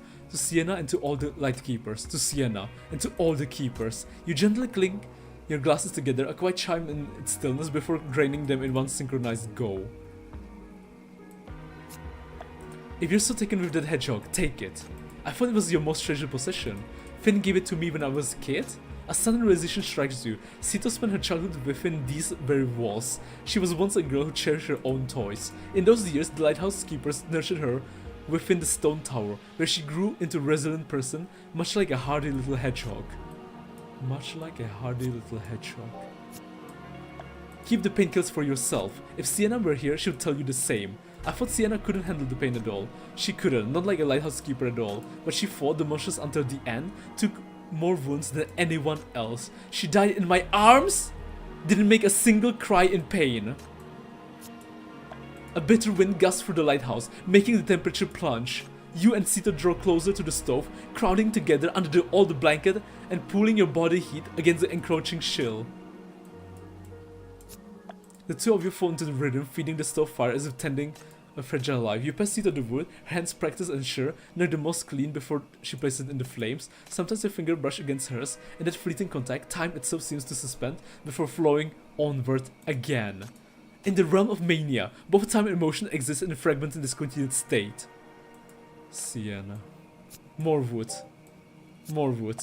The room is still hot, lingering chill, so you feed some firewood to the stove. A crisp woody fragrance bursts forth, cutting through the damp air and slowly infusing space with promise of warmth.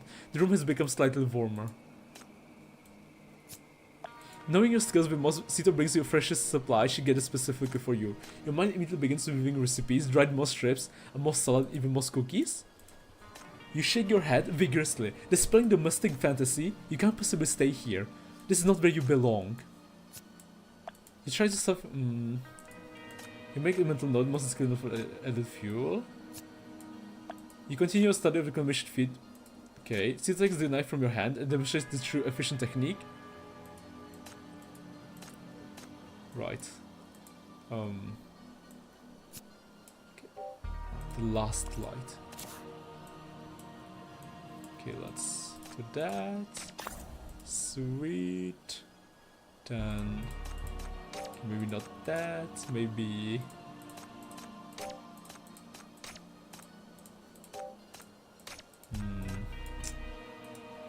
Because there's not much to do.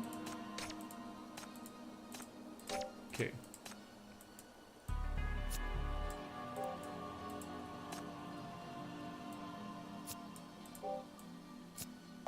There's still some other questionable fish still remaining, though it carries a strange odor and faint of mania. Ceto refuses to let it go to waste. She shows you a method of prolonged boiling, which she explains will lessen both the foul smell and mania corrupting influence.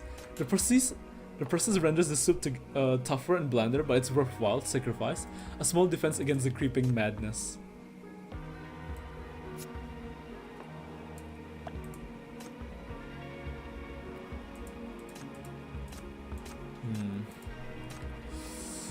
Okay. Your nature quite hangs over the top of the lighthouse. Bearing any surprises, this is where you will make your final stand tonight. Final stand tonight! You and Ceto quickly barricading the main door, reinforcing the windows with whatever you can find. This is the final battle. The last light. The final defense. The final radio. Give me bandages. We need to stop the bleeding now. You hurry to the table, lean close to radio. Already sent Abu for them. We can't wait. You hear the fabric, followed by the swift tight pull of the makeshift bandage being wound around the...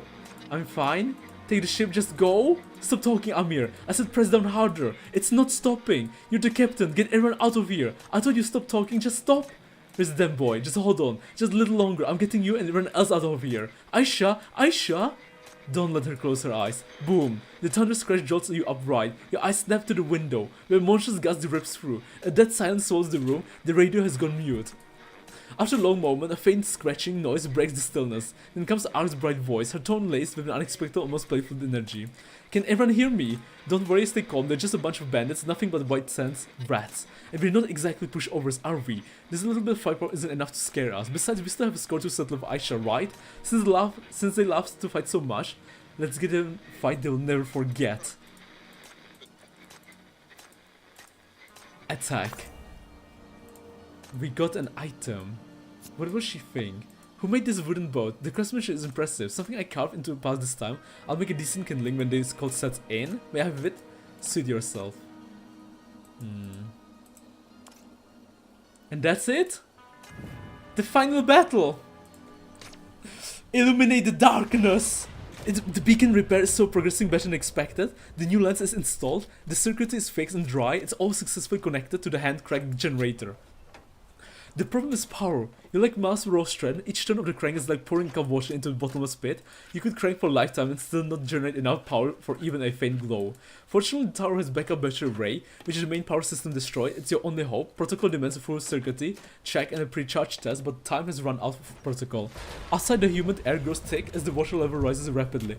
After a cursory check for obvious shorts, you start cranking. The power gauge rarely twitches from 0. Ceto comes through the window from the tower's top. Wait. I saw a surface disturbance. Bearing northeast, 27 degrees. 27 degrees. Come on, rescue team. We need help.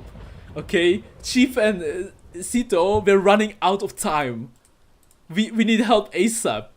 We need rescue ASAP. What do you see? Ceto frowns thoughtfully, seemingly uncertain herself. A fleet. A fleet? Large.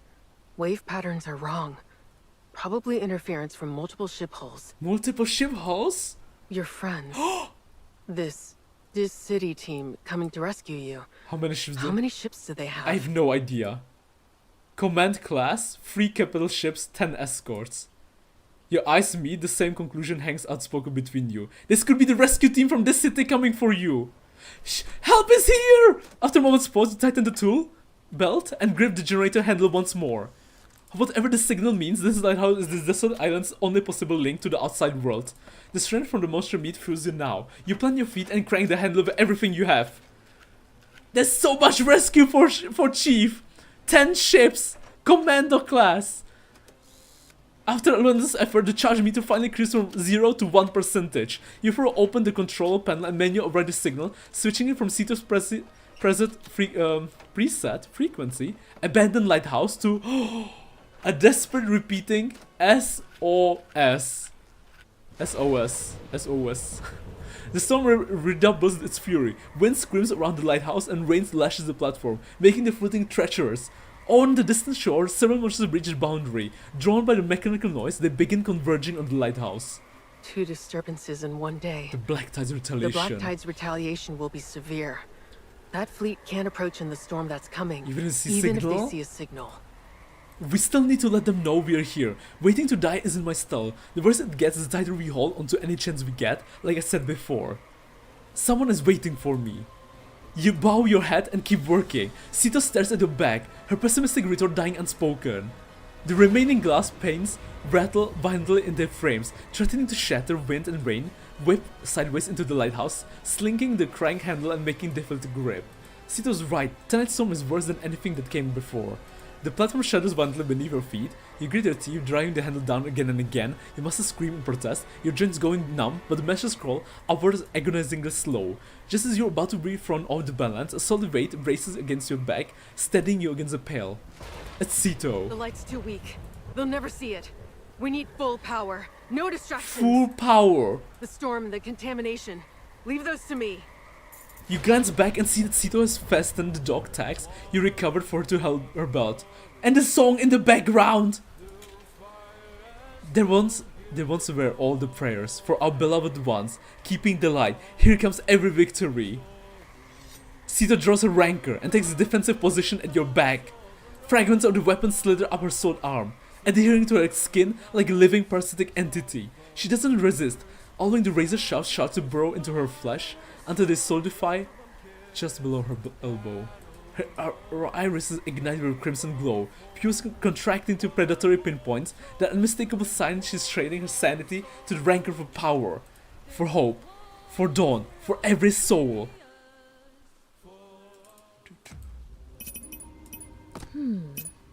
I don't. So you're in charge this time?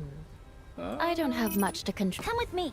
I should switch to a cooler battle. They will behave. They will behave. If this scene... Let's go, Chief! Let's go! The final push! Help is on the way! We just need to make sure we activate the lighthouse in time. If we can do that, we'll be saved. Ceto and sheep on this island, they've been surviving for days, eating monster meat. And the time has come. Please enjoy the Time has come.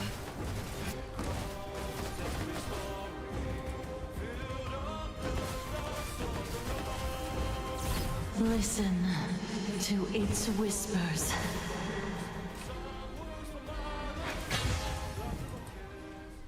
Blood, so much blood. Go on, pounce, tear them apart with your teeth, become monster just like them. Darkness has fallen completely. The storm screaming around the lighthouse. More monsters scramble to the top, their shrieks merging with the thunder's waves. They smash through the windows, claw through the ventilation ducts, and ooze through every crack, yet not a single one breaches the perimeter Ceto holds around you. How much longer? Behind you, Ceto asks, her voice granting with an unmistakable edge. You check. Okay. Sorry, I'm so thirsty. Sorry. Let me drink a bit.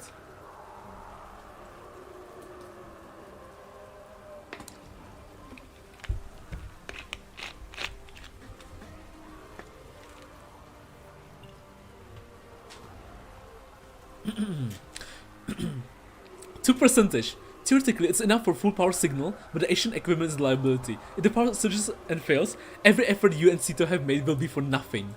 Just a bit longer. Watch out! Mid-sentence, a slimy tentacle lashes towards her chest. She twists aside, but the violent motion causes the rancor fragments to rupture, slicing deep into her own palm. Blood streams down the blade's hilt. I'm fine? I'm fine. Keep going? Keep going.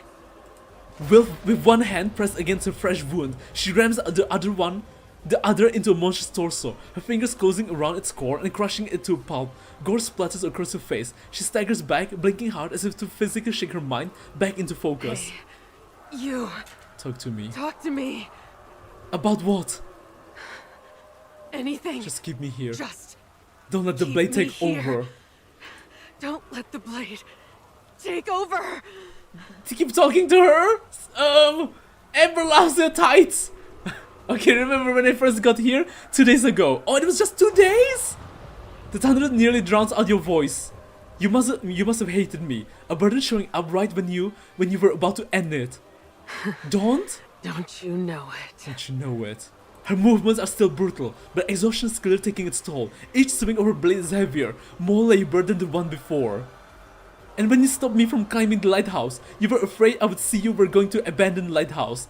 That I would ruin your plan. You were afraid I would see you were going to abandon. Oh. Yes. You were more annoying than I You thought. were more annoying than I thought. Holy Procita. Yes, I love your tights. You thought guarding this place was pointless. You didn't believe this city was coming. You didn't even want to leave. So why help me? You raised your voice to be heard over the roar of the storm. Why give me the clues to fix the light? What are you fighting for now? The bandages you wrapped so carefully on the shore are now completely saturated with blood. The coppery scent of it catches in her throat, making it tighten. Yet she fights on one hand, clamped desperately over the bleeding wound, while the other cleaves a lunging monster in half to protect you. I don't know. I don't know. As the black blood splashes the ground, she gasps for air, forcing words through her clenched teeth. Her vision swims, but with a final surge of will, she lifts her head to stare out at the vast dark sea. I don't know what this city is really like. But she wants to see it. But For Finn? I want to get them home. I want to get them home. You've lost all sense of time. An hour. 2. The wind screams around the lighthouse. Top. Your palms are raw. Blisters torn and bleeding. Sweat stinging in the open wounds. Finally, the battery goal climbs to 5%.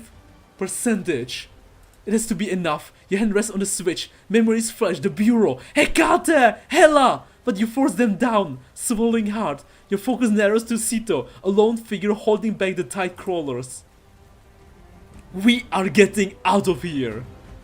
Okay. Okay. Press the power switch. The battery gold plummets before your eyes. Inside the beacon, the tungsten filament glows deep red that surges into blazing orange-yellow. The space around you grows brighter, hotter with every second. Around Ceto, where it seems to fade, she thinks she hears people calling from behind her. Finn always said you had a gift for wielding that blade. That you can lead us out of here. Back the voice. And the rainbow. Fighting! I was right, wasn't I? Blood outlasts electricity. It's her family. This is the last light. The last light! The final Ceto. light! Ceto. The beacon's steady light cuts across the horizon where the sea meets sky. The shining bright light. It pierces the long night, penetrates the thick sea fog, and casts a burning path across the ink-black waters, pointing straight towards the distant horizon where a fleet may lie. I'm getting those tides home! Yes. Yes. Yes, you are. Yes, you are, Amber. The lighthouse summit is in a wash in warm, cascading light. It spills downward, illuminating Ceto inch by inch. Her arms numb and battered, the dry blood caked on her combat suit, fresh wounds glistening, even the dull edge of the blade in her hand, all laid bare under the unwavering glow. The world falls into a harsh silence, broken only by the sound of your heartbeats. Thump. Thump. Your pulses sync with the rhythmic flash of the distress signal. Between light and shadow, the beacon breathes. At the horizon, the thick fog slowly thins within the beam, unveiling a glimpse of deep blue night and stars unseen for years, and then a ship's horn gets sharpened through the quiet! Once, twice, 3 times, blinding from the exact direction of the signal, it sounds rolling clear across the water. In that moment, you know which absolute certainty. It's the Ranker fleet, and the beautiful light, and we can even see... It is a rescue. It's the rescue she's been waiting for 22 years. Fighting alone for 8,000 days. Fighting mania monsters, the Dark Tide. Over and over every day, all alone. In this hell of a place. She stumbles forward, her hands locking into the railing with a white-knuckled grip. At the seam between light and fog, the hulking silhouettes of 3 steel vessels gradually solidify. One by one, the ship's massive searchlights swing towards the lighthouse, their beams converging until they form a brilliant constellation on the water. After more than a decade of silence, rescue is finally arriving. You said, when the light was fixed, you'd let me choose one more time. To go with you, or not. What are you going to do, Ceto? What is your answer? The answer we've been looking for. The answer we've been waiting for. Since the day we met. Was that true? It was true. So you've changed your mind. Not looking for an end anymore. You're asking to come with me. Tides of steel shattered my heart. You talk too much. You talk too much. She gives a small smile. It's the first time she hasn't let one of your desperate well-meaning jokes fall flat. In this weather, with the fleet's distance, they won't reach shore before dawn.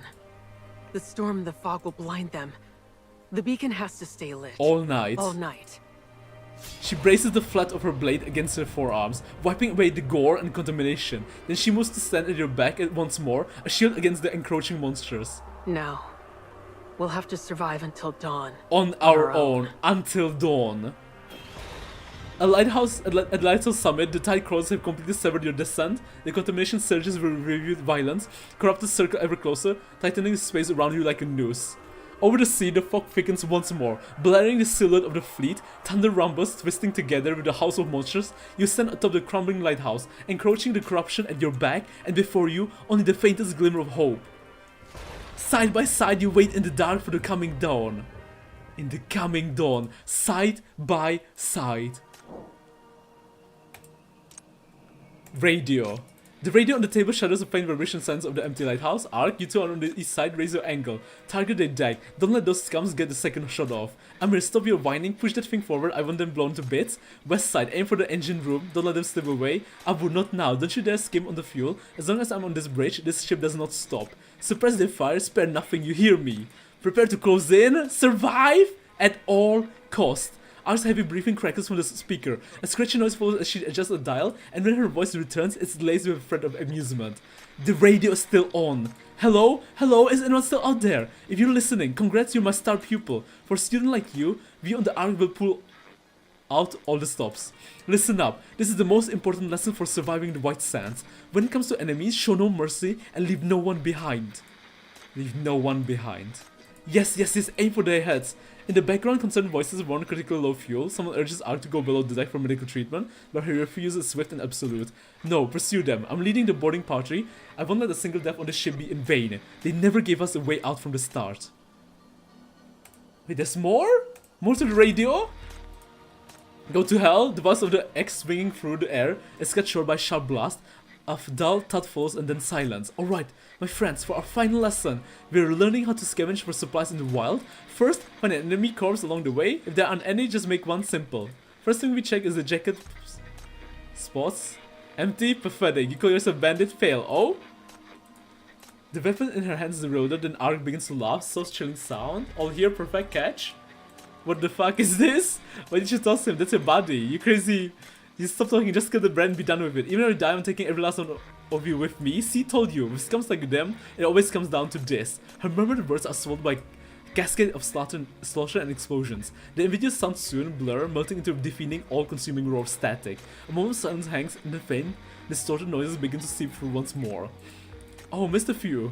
You bastard, what's so funny? I can last longer than this. I'm the captain. A captain doesn't fall. A final thunderous boom erupts from the speaker. In its wake, of sound from the radio ceases never to return. Ooh. Wow. Wait! Wait! Wait! Wait, where's the next mission? There's 4 left! No! I have to wait till tomorrow! Oh no! Ark is nuts! Ark is very nuts! Don't tell- I have to wait till tomorrow, don't I? I have to wait till tomorrow. Oh no, right?